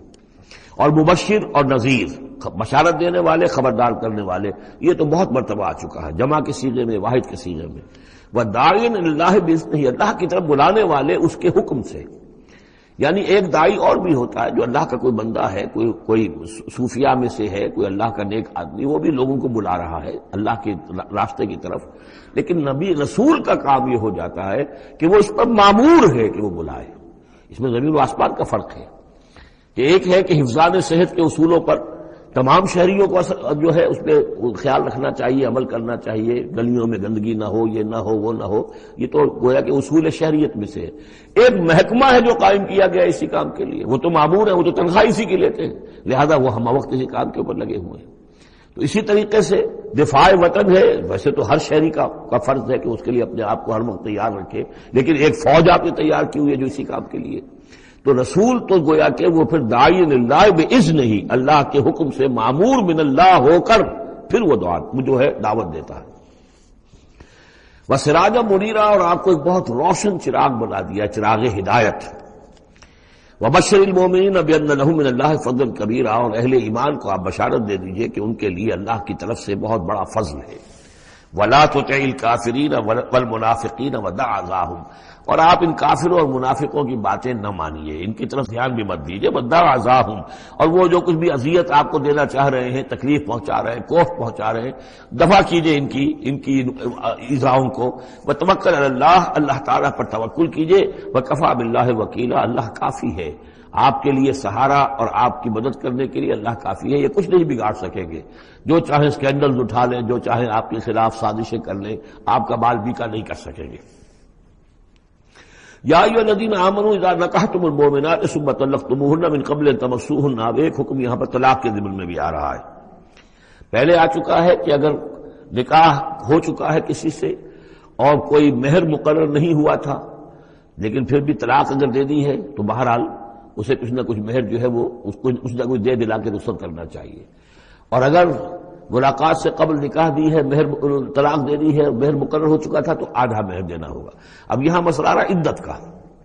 یا ایھا الذین آمنوا، اہل ایمان، اذا نکحتم المؤمنات، جب تم مومن خواتین سے نکاح کرو، ثم طلقتموهن من قبل ان تمسوهن، پھر کوئی سبب ایسا ہو جائے کہ اس سے پہلے کہ تمہاری ان سے ملاقات ہو، تم انہیں چھو، انہیں تم طلاق دے دو، فما لکم علیہن من عدت تعتدونہا، تو پھر تمہارا کوئی حق نہیں ہے کہ وہ عورت جو ہے عدت کرے اور اس کو تم عدت پوری کرواؤ اس سے، اس لیے کہ تمہاری ملاقات ہی نہیں ہوئی، کوئی سوال ہی پیدا نہیں ہوتا کہ اس کے رحم میں کوئی بچہ جو ہے اللہ تعالیٰ نے اس کو تخلیق فرما دیا ہو۔ لہذا عدت تو اس لیے ہوتی ہے کہ یہ بات پوری طریقے سے واضح ہو جائے کہ اس معاملے میں سابق شوہر سے کسی کے اس کے وطن میں کوئی کسی کا حمل نہیں ہے۔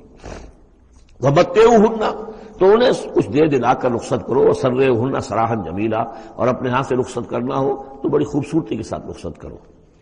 یا ایھا النبی انا احللنا لک ازواجک اللاتی آتیت اجورہن، اے نبی ہم نے آپ کے لیے حلال ٹھہرایا ہے آپ کی ان تمام ازواج مطہرات کو جنہیں آپ نے باقاعدہ مہر دیا ہے۔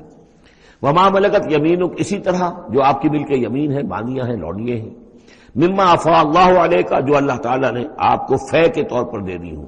جیسے آپ کو معلوم ہے کہ یہ ماریہ قبطیہ جو آئی تھی رضی اللہ تعالیٰ عنہ، یہ بھی جو مقوقس تھا مصر کا اس کا حکمران، اس نے ہدیے کے طور پر بھیجی تھی۔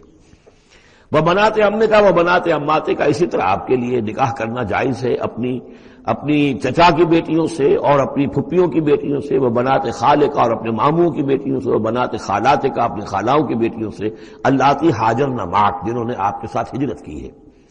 وامرأۃ مومنۃ، اسی طرح ایک مومن عورت، وہ بھی آپ کے لیے حلال ہے کہ آپ اس سے نکاح کریں، ان وہبت نفسہا للنبی، اگر وہ ہبہ کر دیتی ہے اپنا نفس نبی کو، یعنی وہ مہر بھی نہیں مانگتی، وہ کہتی ہے کہ میں اپنے آپ کو ہبہ کر رہی ہوں۔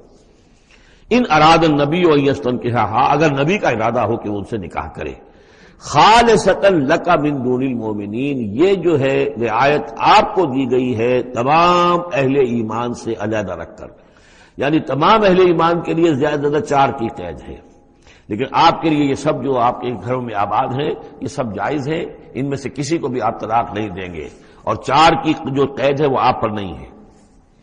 قد علمنا ما فرضنا علیہم من ازواجہم، ہمیں خوب معلوم ہے کہ ہم نے عام مسلمانوں پر کیا کیا چیزیں ان کی بیویوں کے ضمن میں فرض کی ہیں، لازم کی ہیں، کہ ایک وقت میں 4 سے زیادہ کا نکاح نہیں ہو سکتا۔ وما ملکت ایمانہم، اسی طریقے سے جو ان کی لونیاں بانیاں ہیں ان کے بارے میں بھی ہم نے کیا کیا قواعد و ضوابط کا انہیں پابند کیا ہے، لکھی لا یکون علیک حرج، تاکہ آپ پر کوئی تنگی نہ ہو، وکان اللہ غفور الرحیم، اللہ غفور الرحیم ہے۔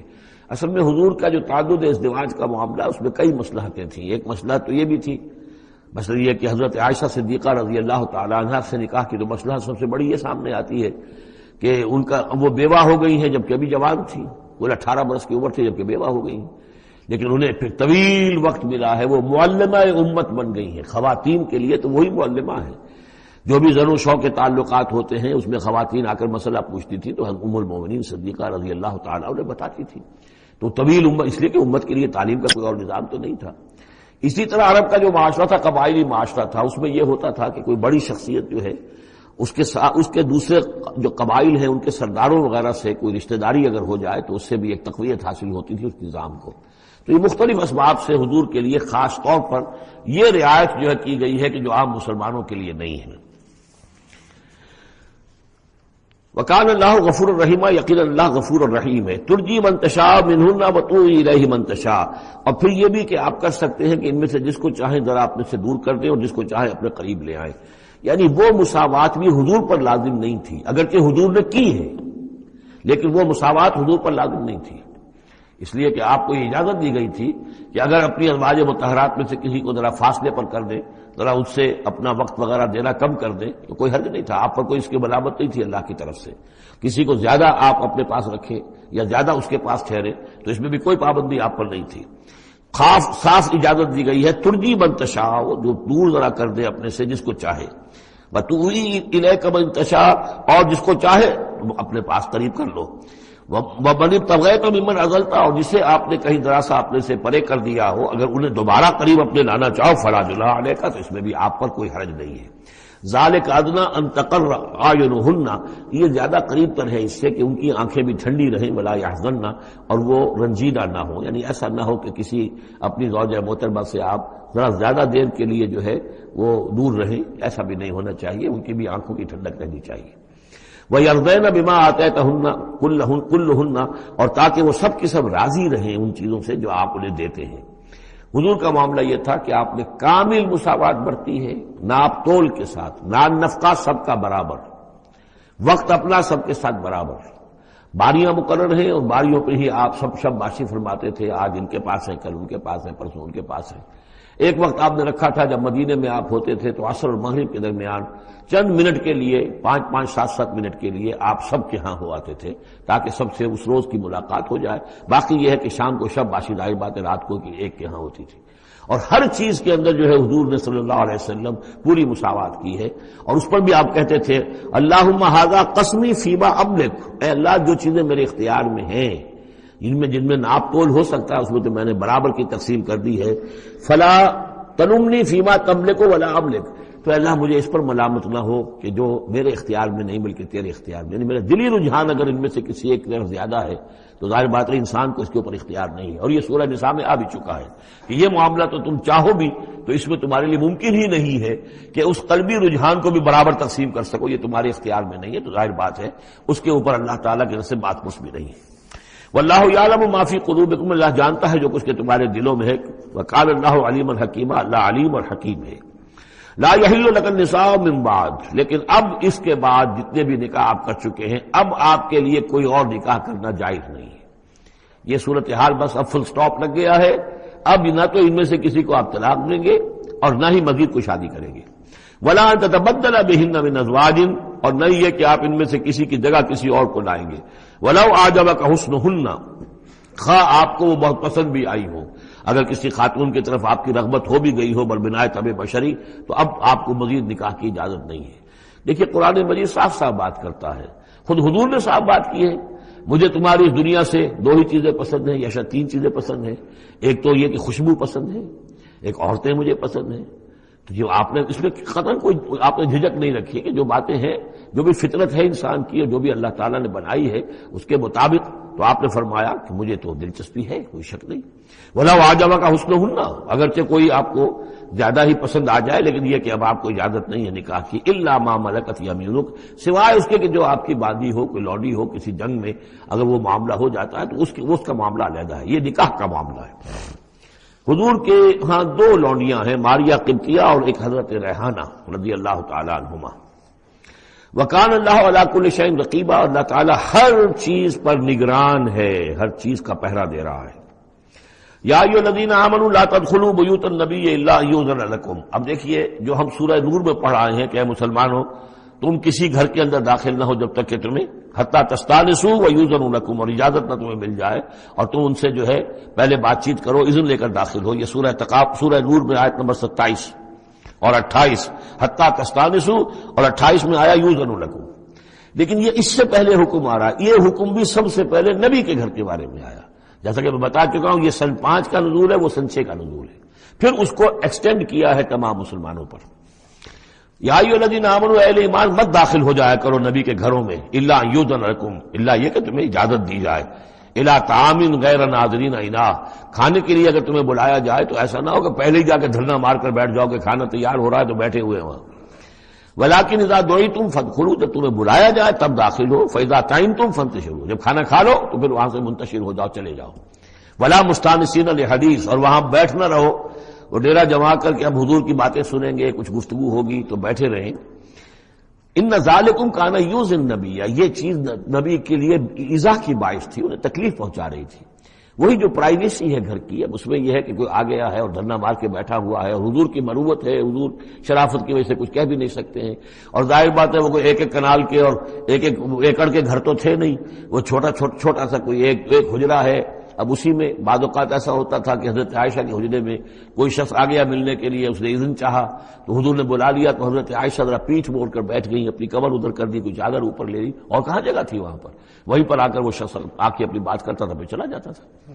تو فرمایا کہ یہ چیزیں جو ہے یہ یقیناً تکلیف باعث بن نہیں تھی. ان ذالکم کان یؤذی النبی فیستحیی منکم، تو وہ تو تم سے حیا کرتے ہیں، کہہ نہیں سکتے کچھ. واللہ لا یستحیی من الحق، اللہ کو حق کے بیان کرنے میں کوئی جھجک نہیں ہے. وَإِذَا سَأَلْتُمُوهُنَّ مَتَاعًا فَاسْأَلُوهُنَّ مِنْ وَرَاءِ حِجَابٍ. اب یہ پہلی مرتبہ لفظ حجاب آیا ہے قرآن میں. جب تمہیں نبی کی بیویوں سے کوئی چیز مانگنی ہو تو پردے کی اوٹ سے مانگو. یہ گویا کہ اس پردے اور حجاب کے لیے پہلا حکم آیا ہے کہ دروازوں کے اوپر پردے ڈال دیے جائیں، اور یہ کہ پردے کے پیچھے سے رو در رو ہو کر نہیں، ایک دوسرے کے آمنے سامنے ہو کر نہیں، پردے کے پیچھے سے مانگو. یہاں سے حجاب کا سلسلہ اب شروع ہوا. ذالک اطہر لقلوبکم وقلوبہن، یہی زیادہ پاکیزہ طرز عمل ہے تمہارے دلوں کے لیے بھی ان کے دلوں کے لیے بھی. ظاہر بات ہے کہ مرد اور عورت کے درمیان جو بھی اللہ تعالیٰ نے رکھی ہے، کشش رکھی ہے، اب ان چیزوں میں بہتر یہی ہے کہ نگاہ ایک دوسرے پر نہ پڑے. وما کان لکم ان تؤذوا رسول اللہ، اور تمہارے لیے یہ بالکل جائز نہیں ہے کہ تم رسول اللہ کے رسول کو ایذا پہنچاؤ۔ اصل میں اس مسئلے میں ایک بات اور بھی سمجھ لیجئے، حضور کے ساتھ معاملہ خاص بھی تھا۔ ایک تو یہ کہ یہ تمام اصلاحات ہیں جو تمام مسلمان معاشرے کے لیے ہیں، لیکن یہ کہ اس کے لیے چیریٹی بگنز ایٹ ہوم، پہلا کام جو شروع کیا گیا ہے وہ محمد رسول اللہ کے گھر سے۔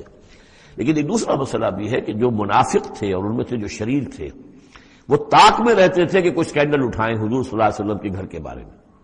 اب ظاہر بات ہے کہ حضور کے یہاں اتنی ازواج مطہرات تھیں، جب بعد میں آپ سوچئے کہ کسی کے دل میں یہ بھی آ سکتا ہے، جیسے فرض کیجئے کر کے کہہ رہا ہوں، حضرت عائشہ جوانی تھی جبکہ حضور کا انتقال ہوا، تو کسی طرف سے ایسی بات بھی آ سکتی تھی کہ ٹھیک ہے آپ اب تو اس وقت تو حضور کے گھر میں آپ آباد ہیں، لیکن یہ ہے کہ بہرحال اب حضور کو انتقال ہونا ہے، پھر میں آپ سے شادی کر لوں گا، کوئی ایسا پیغام دے کر، تاکہ یہ کہ نقب لگانے کا ایک موقع مل جائے، گھر کے اندر محمد کے گھر میں نقب لگائے۔ اس اعتبار سے خاص طور پر ضرورت تھی کہ اس معاملے میں حضور کے گھر والوں کا معاملہ جو ہے اس کے اندر وہ احتیاطی اقدامات کیے جائیں۔ ما کان لکم ان تؤذوا رسول اللہ ہے، تمہیں یہ تمہاری روا نہیں ہے کہ اللہ کے رسول کو تم ایذا پہنچاؤ، ولا ان تنکحوا ازواجہ من بعدہ ابدا، یہاں وہ روک لگا دی، اور نہ یہ جائز ہے تمہارے لیے کہ تم اس کی بیویوں سے ان کے بعد نکاح کرو کبھی بھی۔ یہ بین، کیونکہ ویسے بھی وہ ازواجہ امہاتہم، اس کی جو بیویاں ہیں حضور کی، وہ تو تمہاری اہل ایمان کی مائیں ہیں، وہ ایک درجہ وہ بھی آ گیا۔ اب خاص صراحت کے ساتھ بھی کہہ دیا ولا ان تنکحوا ازواجہ من بعدہ ابدا، حضور کی ازواج کے لیے چونکہ اس کا کوئی امکان نہیں تھا، اسی لیے حضور کسی کو طلاق نہیں دے سکتے تھے۔ طلاق دیں تو ظاہر بات ہے وہ کسی اور سے تو نکاح کر نہیں سکتی۔ یہی وجہ ہے کہ تعدد ازدواج کا معاملہ حضور کے لیے زیادہ ایکسٹینڈ کر دیا گیا۔ ان ذالکم کان عند اللہ عظیما، اور یہ چیز اللہ کے نزدیک بہت بڑی ہے۔ تو اس سے یہ کہ اگر کسی کے لیے کسی کے دل میں، کسی خبیث کے دل میں کوئی خیال ایسا آ بھی رہا ہو تو اب یہاں یہ کہ اس کی روک لگ گئی کہ یہ بات جو ہے، یہ دروازہ یہ ہمیشہ کے لیے بند ہے۔ ان تبدوا شیئا اور تخفوہ فإن اللہ کان بکل شیء علیما، خواہ تم کسی چیز کو ظاہر کرو اور خواہ تم چھپاؤ، اللہ تعالیٰ تو ہر چیز کا علم رکھتا ہے۔ لا جناح علیکم علیہن فی آبائہن، اب یہ وہ حکم آ رہا ہے جو تفصیل سے آیا ہے بڑی، وہ تو اب ہم پڑھ چکے سورہ نساء میں، وہ بعد میں آیا ہے۔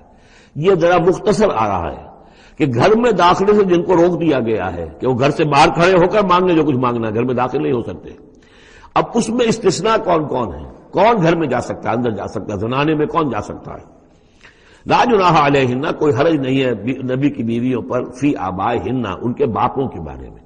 حضرت عمر آئے حضرت حفصہ کے گھر میں کوئی رکاوٹ نہیں، حضرت ابو بکر آئے حضرت عائشہ کے گھر میں کوئی رکاوٹ نہیں۔ ولا ابنائہن، نہ ان کے بیٹوں کے بارے میں، ولا اخوانہن، نہ ان کے بھائیوں کے بارے میں، ولا ابناء اخوانہن، نہ ان کے بھائیوں کے بیٹے یعنی بھتیجوں کا، ولا ابناء اخواتہن، اور نہ ان کی بہنوں کے بیٹے یعنی بھانجوں کا، ولا نسائہن، اور نہ ہی ان کی اپنی جان پہچان والی عورتوں کا، ولا ما ملکت ایمانکم، اور جو غلام یا جو لونیاں ہیں، اور اکثر و بیشتر اہل سنت کے نزدیک یہاں سے لونیاں مراد ہیں، ان کے بارے میں ٹھیک ہے وہ گھر میں داخل ہوں۔ گویا کہ یہ جو تفصیلی آیت آئی ہے سورہ نساء میں، اس کا یہ نیوکلیس جو ہے جو شروع میں، وہ یہ ہے جو سورہ احزاب کے اندر، یہ مختصر ہے، مزید اس میں پوری فہرست کر کے اس کو مکمل کر دیا کہ یہ ہے محرم، اور جو محرم ہے وہ محرمات ابدیہ ہیں، ان سے کبھی بھی کسی بھی حالت میں نکاح ہو ہی نہیں سکتا اس عورت کا۔ باقی یہ ہے جتنے بھی مرد ہیں وہ نامحرم ہیں، وہ باہر رہیں گے، کچھ چیز مانگنی ہے پردے کے اوٹ سے مانگیں گے، یہ ان کا معاملہ رہے گا، اور گھر میں داخل ہوں گے اگر تو عورت پردہ کرے گی، جیسے کہ حضرت عائشہ کا میں نے آپ کو طریقہ بتایا، یا اگر کہیں 2 کمرے ہیں تو عورت کسی اور کمرے میں جائے گی اور وہ جو ہے وہ کسی اور کمرے میں آئیں گے۔ یہ طریقہ ہے اسلامی معاشرت کا، مسلمانوں کی طرز رہائش کا۔ واتقین اللہ، اور اے نبی کی بیویوں ڈرتی رہو اللہ سے، ان اللہ کان علی کل شیء شہیدا، یقیناً اللہ تعالیٰ ہر چیز پر گواہ ہے۔ ان اللہ وملائکتہ یصلون علی النبی، اب یہ خاص طور پر لفظ وہی ہے، یصلی علیکم وملائکتہ، یہاں سے ترتیب بدل گئی ہے۔ یقیناً اللہ اور اس کے فرشتے رحمت اور شفقت اور عنایت نازل کرتے رہتے ہیں نبی پر صلی اللہ علیہ وسلم۔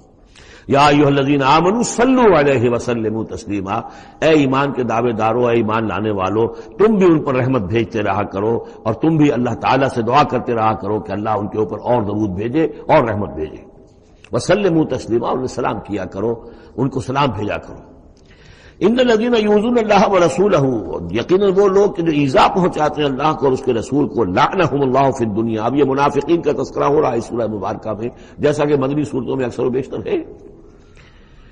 ان الذین یؤذون اللہ ورسولہ، بے شک وہ لوگ کہ جو ایذا پہنچاتے ہیں اللہ اس کے رسول کو، لعنہم اللہ فی الدنیا والآخرہ، تو لعنت اللہ نے ان پر لعنت کر دی ہے دنیا اور آخرت دونوں میں. وعد لہم عذابا مہینا، اور ان کے لیے ایک بڑا اہانت آمیز عذاب تیار کر رکھا ہے. والذین یؤذون المؤمنین والمؤمنات بغیر ما اکتسبوا، اور وہ لوگ کہ جو ایذا پہنچاتے ہیں مسلمان مردوں کو اور مسلمان عورتوں کو بغیر اس کے کہ انہوں نے کوئی گناہ کا ارتکاب کیا ہو، یعنی الزام لگاتے ہیں، سکینڈلز ہیں، خامخواہ کی تہمتیں ہیں اور قذف ہو رہا ہے. فقد احتملوا بہتانا و اسما مبینا، تو انہوں نے تو اپنے اوپر جھوٹ کا اور بہت بڑے گناہ کا بوجھ لے لیا ہے. ابھی یہاں پر قذف کی سزا نہیں آئی، قذف کا حکم جو ہے اس کی حد وہ پھر سورہ نور میں آ چکی ہے، وہ ہم پڑھ چکے ہیں. 80 درے لگائے جائیں، 80 کوڑے. اگر کوئی شخص کسی مسلمان خاتون کے اوپر زنا کا الزام لگائے اور پھر 4 گواہ پیش نہ کر سکے، 80 کوڑے لگیں گے. یا ایھا النبی قل لازواجک و بناتک و نساء، اب یہ پردے کا اگلا حکم آ رہا ہے. ایک تو یہ کہ گھر میں رہو، گھر پہ پردہ ہونا چاہیے، نامحرم پردے کی اوٹ سے بات کرے، جو بھی ضروری بات ہے وہ پردے کی اوٹ سے کرے، روح ہو کر نہ کرے. لیکن اب مسئلہ آتا ہے کہ عورت گھر سے باہر نکلے تو کیا ہو؟ آخر ظاہر بات ہے اگرچہ اصولی اعتبار سے عورت کا مقام اس کا گھر ہے، لیکن پھر بھی ضرورت ہو سکتی ہے وہ باہر جائے ضرورت کے تحت، تو اس میں کیا حکم ہے؟ یا ایھا النبی قل لازواجک و بناتک و نساء المؤمنین. اب یہاں پر دیکھیے ایکسٹینڈ کر رہے ہیں ترتیباً. اے نبی کہہ دیجئے اپنی بیویوں سے اور اپنی بیٹیوں سے اور اہل ایمان کی خواتین سے. یہ گویا کہ اب اصلاح کا دائرہ جو ہے نبی کے گھر سے نکل کر اب باہر آ رہا ہے تمام اہل ایمان کے لیے. کیا کہہ دیجئے؟ یدنین علیہن من جلابیبہن، وہ اپنے اوپر لٹکا لیا کریں اپنی بڑی چادروں کا ایک حصہ. دیکھیے جیسا کہ میں نے اس وقت بھی عرض کیا تھا سورہ جب ہم نور پڑھ رہے تھے کہ عرب میں لباس کا یہ اور خواتین کی لباس کا یہ 2 جز تھے. ایک اوڑھنی ہوتی تھی جو گھر میں اوڑھتی تھی، جیسے اب بھی ہمارے یہاں اوڑھنی کا تصور ہے، اس کو کہتے ہیں خمار. اور خمورہن لفظ آیا ان کی جمع جو ہے خمورہن، ولیضربن بخمورہن علی جیوبہن، وہ اپنی ان اوڑھنیوں کا بکل مار لیا کریں اپنے سینوں پر. یہ گھر کے اندر ہوگا. باہر جب نکلتی تھی تو بڑی چادر لے لیتی تھی، اور جو جتنی شریف گھرانے کی ہوتی تھی اتنی ہی وہ اپنے آپ کو اس میں لپیٹ لیتی تھی، لیکن چہرے کے اوپر نہیں ڈالتی تھی. یہاں اس میں صرف یہ اضافہ کیا گیا ہے کہ اس کا ایک حصہ اپنے چہروں پر لٹکا لیا کریں. یہاں سے نقاب کا تصور پیدا ہوا ہے، جو ہمارے ہاں بعض جگہ پر جو ہے خاص طور پہ فرنٹیئر کے علاقے میں اب بھی ہے، وہ چادر لیتی ہیں خواتین، لیکن چادر کا جو حصہ ہے وہ ان کے چہرے کے آگے آیا ہوا ہوتا ہے. یا یہ کہ کسی طریقے سے بس صرف ایک آنکھ کھول کر، خاص طور پر ایران کے اندر اس کا بڑا رواج ہے، ان کو میں نے دیکھا ہے کہ یہ جو ہے اس قدر ایک چادر میں بڑی چادر میں لپٹی ہوئی ہوتی ہیں دیہاتی خواتین.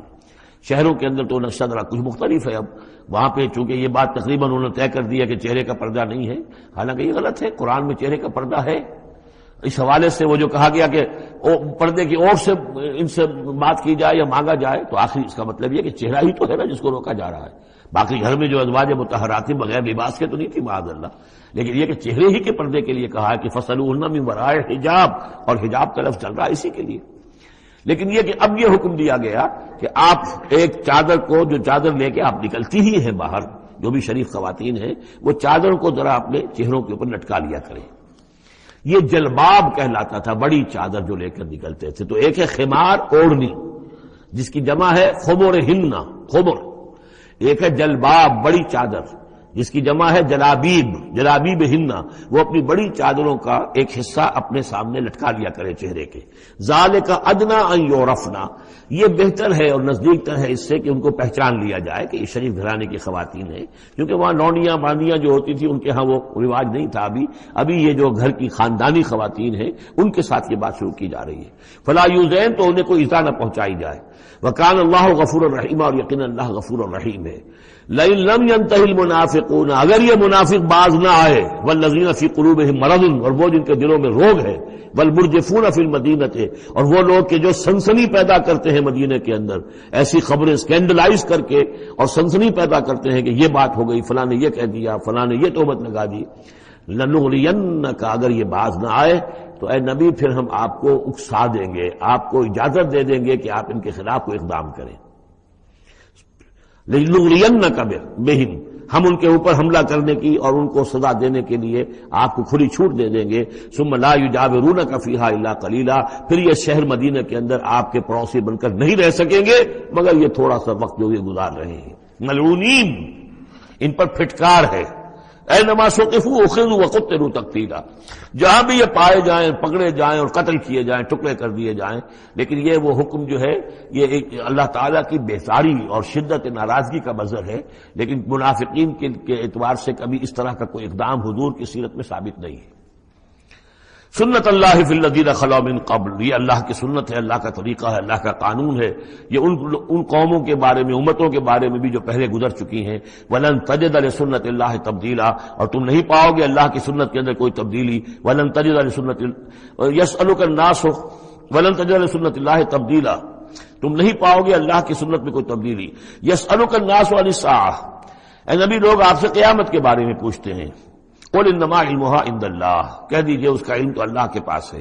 وما یدریک لعل الساعة تکون قریبا، اور تمہیں کیا معلوم ہو سکتا ہے کہ قیامت قریب آ چکی ہو. ان اللہ لعن الکافرین وعد لهم سعیرا، اللہ نے کافروں پر لعنت فرمائی ہے اور ان کے لیے دہکتی ہوئی آگ تیار کر رکھی ہے. خالدین فیہا ابدا، اس میں رہیں گے ہمیشہ ہمیش. لا یجدون ولیا ولا نصیرا، نہیں پائیں گے کوئی حمایتی اور نہ مددگار. یوم تقلب وجوہہم فی النار، جس دن کے وہ اوندھے کر دیے جائیں گے آگ میں.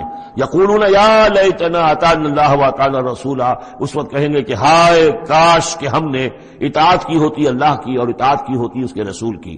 وقالوا ربنا انا اطعنا سادتنا وکبراءنا فاضلونا السبیلا، وہ کہیں گے اے اللہ ہم نے تو اپنے سرداروں اور اپنے جو بڑے چودھری تھے ان کی اطاعت ہم نے کی، ان کا کہنا مانا، ان کے کہے پر چلے، بس انہوں نے ہمیں صحیح راستے سے بھٹکا دیا. ربنا آتہم ضعفین من العذاب، اے اللہ ان کو دگنا عذاب دے. والعنہم لعنا کبیرا، اور ان پر لعنت فرما بہت ہی بڑی لعنت. یا ایھا الذین آمنوا لا تکونوا کالذین آذوا موسیٰ وبرأہ اللہ مما قالوا، اہل ایمان ان لوگوں کے مانند نہ ہو جاؤ کہ جنہوں نے موسیٰ کو اذیت دی تھی. دیکھیں موسیٰ کو ایک اذیت تو وہ تھی جو ہم سورہ مائدہ میں پڑھائے ہیں کہ جب موسیٰ نے کہا علیہ الصلوۃ والسلام کہ اب اللہ کی راہ میں جنگ کرو، اور پوری قوم نے انکار کر دیا.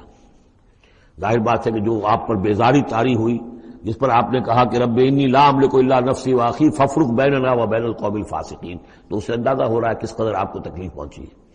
ایک بات روایات میں آتا ہے کہ آپ پر کوئی جسمانی عیب بھی لگایا گیا تھا. وہ اپنی حیا اور شرم کی وجہ سے وہ اپنا لباس جو ہے وہ خاص طور پر اکثر و بیشتر کبھی بھی آپ عریاں نہیں ہوتے تھے. جو ان کے ہاں جو رواج تھا ان میں یہ ہے کہ اتنا لحاظ نہیں رکھتے تھے، لیکن یہ کہ اب انہوں نے یہ کہنا شروع کر دیا کہ کوئی عیب ہے ان کے اندر جسمانی طور پر جس کی وجہ سے یہ اتنے شرم اور حیا کا مظاہرہ کرتے. بہرحال اللہ تعالیٰ نے اس کے لیے ایک سبیل پیدا کی. ایک لمبا قصہ ہے کہ جو احادیث میں موجود ہے.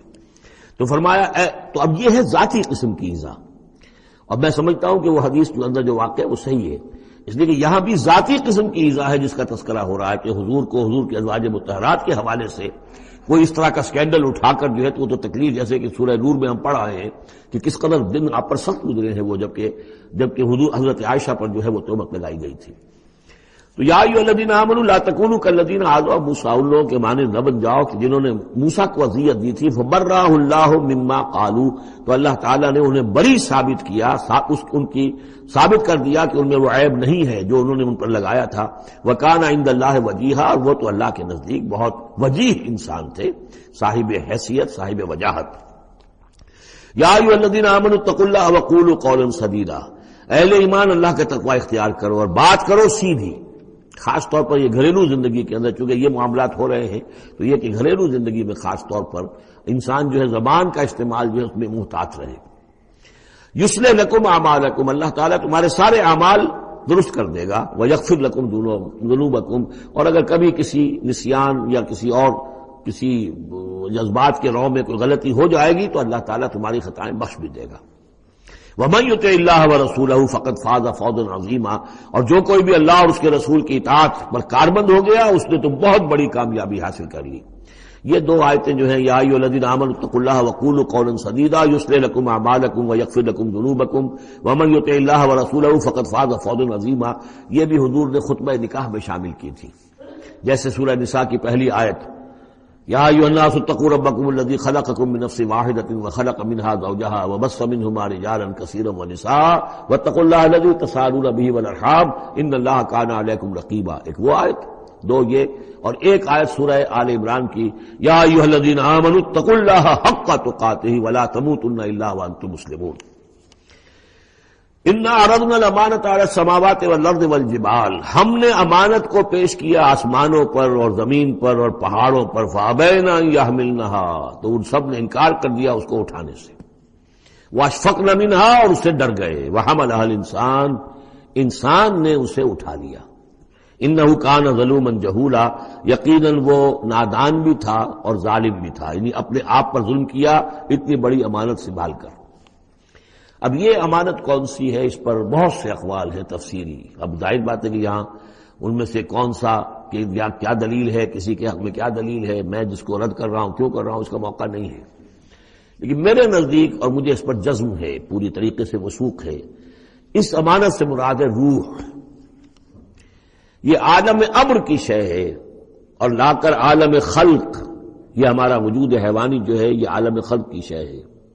عالم امر کی شے کو بطور امانت عالم خلق کے اس وجود کے اندر امانت کے طور پر رکھا گیا ہے. یہ اللہ کی امانت ہے. وَنَفَخْتُ فِيهِ مِن رُوحِي، اپنی روح میں سے پھونک دو تمہارے اندر. تو یہ ہے امانت، بہت عظیم امانت ہے. عالم امر میں آپ کو بتا چکا ہوں صرف فرشتے اور ارواح انسانیہ، یہ عالم امر کی چیز ہے. انہی کی جو کمیونیکیشن ہے وہی اس کو بھی امر کہا گیا ہے، عالم امر کی شے ہے. باقی جتنے بھی ہیں یہ جنات ہوں یا جو بھی حیوانات ہیں، ہمارا بھی جو جسد حیوانی ہے وہ جو ہے عالم خلق کی شے ہے. اور یہی شے ہے اصل میں وہی جس کی بنا پر کہ انسان مسجود ملائک بنا ہے. یہ جو روح ہے اسی کی بنا پر مسجود ملائک ہے، اسی کے بنا پر خلافت ملی ہے، اسی کے بنا پر وحی کا یہ محبت بنا ہے کہ وحی اس کو آ سکتی ہے. جنات کے ہاں وحی نہیں ہے، ان میں روح نہیں ہے، وحی نہیں ہے. کوئی نبی جنات میں نہیں بھیجا گیا، بلکہ انسانوں ہی میں جو نبی آئے انہی کی پیروی جو ہے وہ جنات بھی کرتے رہے. اور یہ جو روح کے بھوکے جانے سے پہلے یہ کیفیت تھی وہ تھا ظلوم اور جہول. یہ میں سمجھتا ہوں کہ انسان کا جو حیوانی وجود ہے جو میں نے کئی مرتبہ اس سے پہلے بیان کیا، اس میں تو کمزوری ہے. خلق الانسان من عجل، خلق الانسان ضعیفا. انسان جو ہے وہ تو اس کی فطرت، اس کی خلقت کے اندر جلدی عجلت پسندی بھی ہے. انسان کمزور پیدا کیا گیا ہے، یہاں ظلوم اور جہول کہا جا رہا ہے. اگر تو صرف حیوان انسان ہوتا اور اس میں روح خدا بندی نہ پھونکی گئی ہوتی تو ظلوم اور جہول تھا. لیکن روح خدا بندی پھونکے جانے کے بعد اب صورت وہ نہیں ہے. اسی لیے فرمایا گیا والتین والزیتون وطور سینین وہذا البلد الامین لقد خلقنا الانسان فی احسن تقویم ثم رددناہ اسفل سافلین. ہم نے پیدا کیا انسان کو تو سب سے پہلے پیدا کیا تھا ارواح کی شکل میں، وہ احسن تقویم بلند ترین رتبے کی شے، لیکن پھر اسے لوٹا دیا ہے نچلوں میں سب سے نیچے. یعنی جنات سے بھی نیچے چلا گیا انسان. کیوں چلا گیا؟ کہ اس کا یہ جسد حیوانی جو ہے ان سے کمتر ہے، اس میں یہ ڈال دی گئی روح. تو یہ ہے وہ امانت میرے نزدیک، واللہ عالم. لیعذب اللہ المنافقین والمنافقات، اس امانت ہی کا یہ ظہور ہوگا. اس کا نتیجہ کیا نکلے گا؟ جو اس امانت کا حق ادا کرے گا اس کے لیے اللہ تعالیٰ کے لیے روح و ریحان و جنت نعیم. جو اس امانت میں خیانت کرے گا، اس کا حق ادا نہیں کرے گا، وہ حیوانی بن کر رہ جائے گا، حیوانی خواہشات اور حیوانی ہی داعیات ہی کا تابع فرمان بن کر رہ جائے گا. اس نے گویا کہ خیانت کی اس امانت میں. اس کے لیے لیعذب اللہ المنافقین والمنافقات والمشرکین والمشرکات، تاکہ نتیجہ یہ نکلے کہ اللہ عذاب دے منافق مردوں کو، منافق عورتوں کو، اور مشرک مردوں کو اور مشرک عورتوں کو. وَيَتُوبَ اللَّهُ عَلَى الْمُؤْمِنِينَ وَالْمُؤْمِنَاتِ، اور اللہ تعالیٰ عنایت فرمائے اور معاف کرے اور توبہ قبول کرے اور توبہ کی توفیق دے اہل ایمان مردوں کو بھی، اہل ایمان عورتوں کو بھی. وَكَانَ اللَّهُ غَفُورًا رَحِيمًا، یقیناً اللہ تعالیٰ غفور اور رحیم ہے.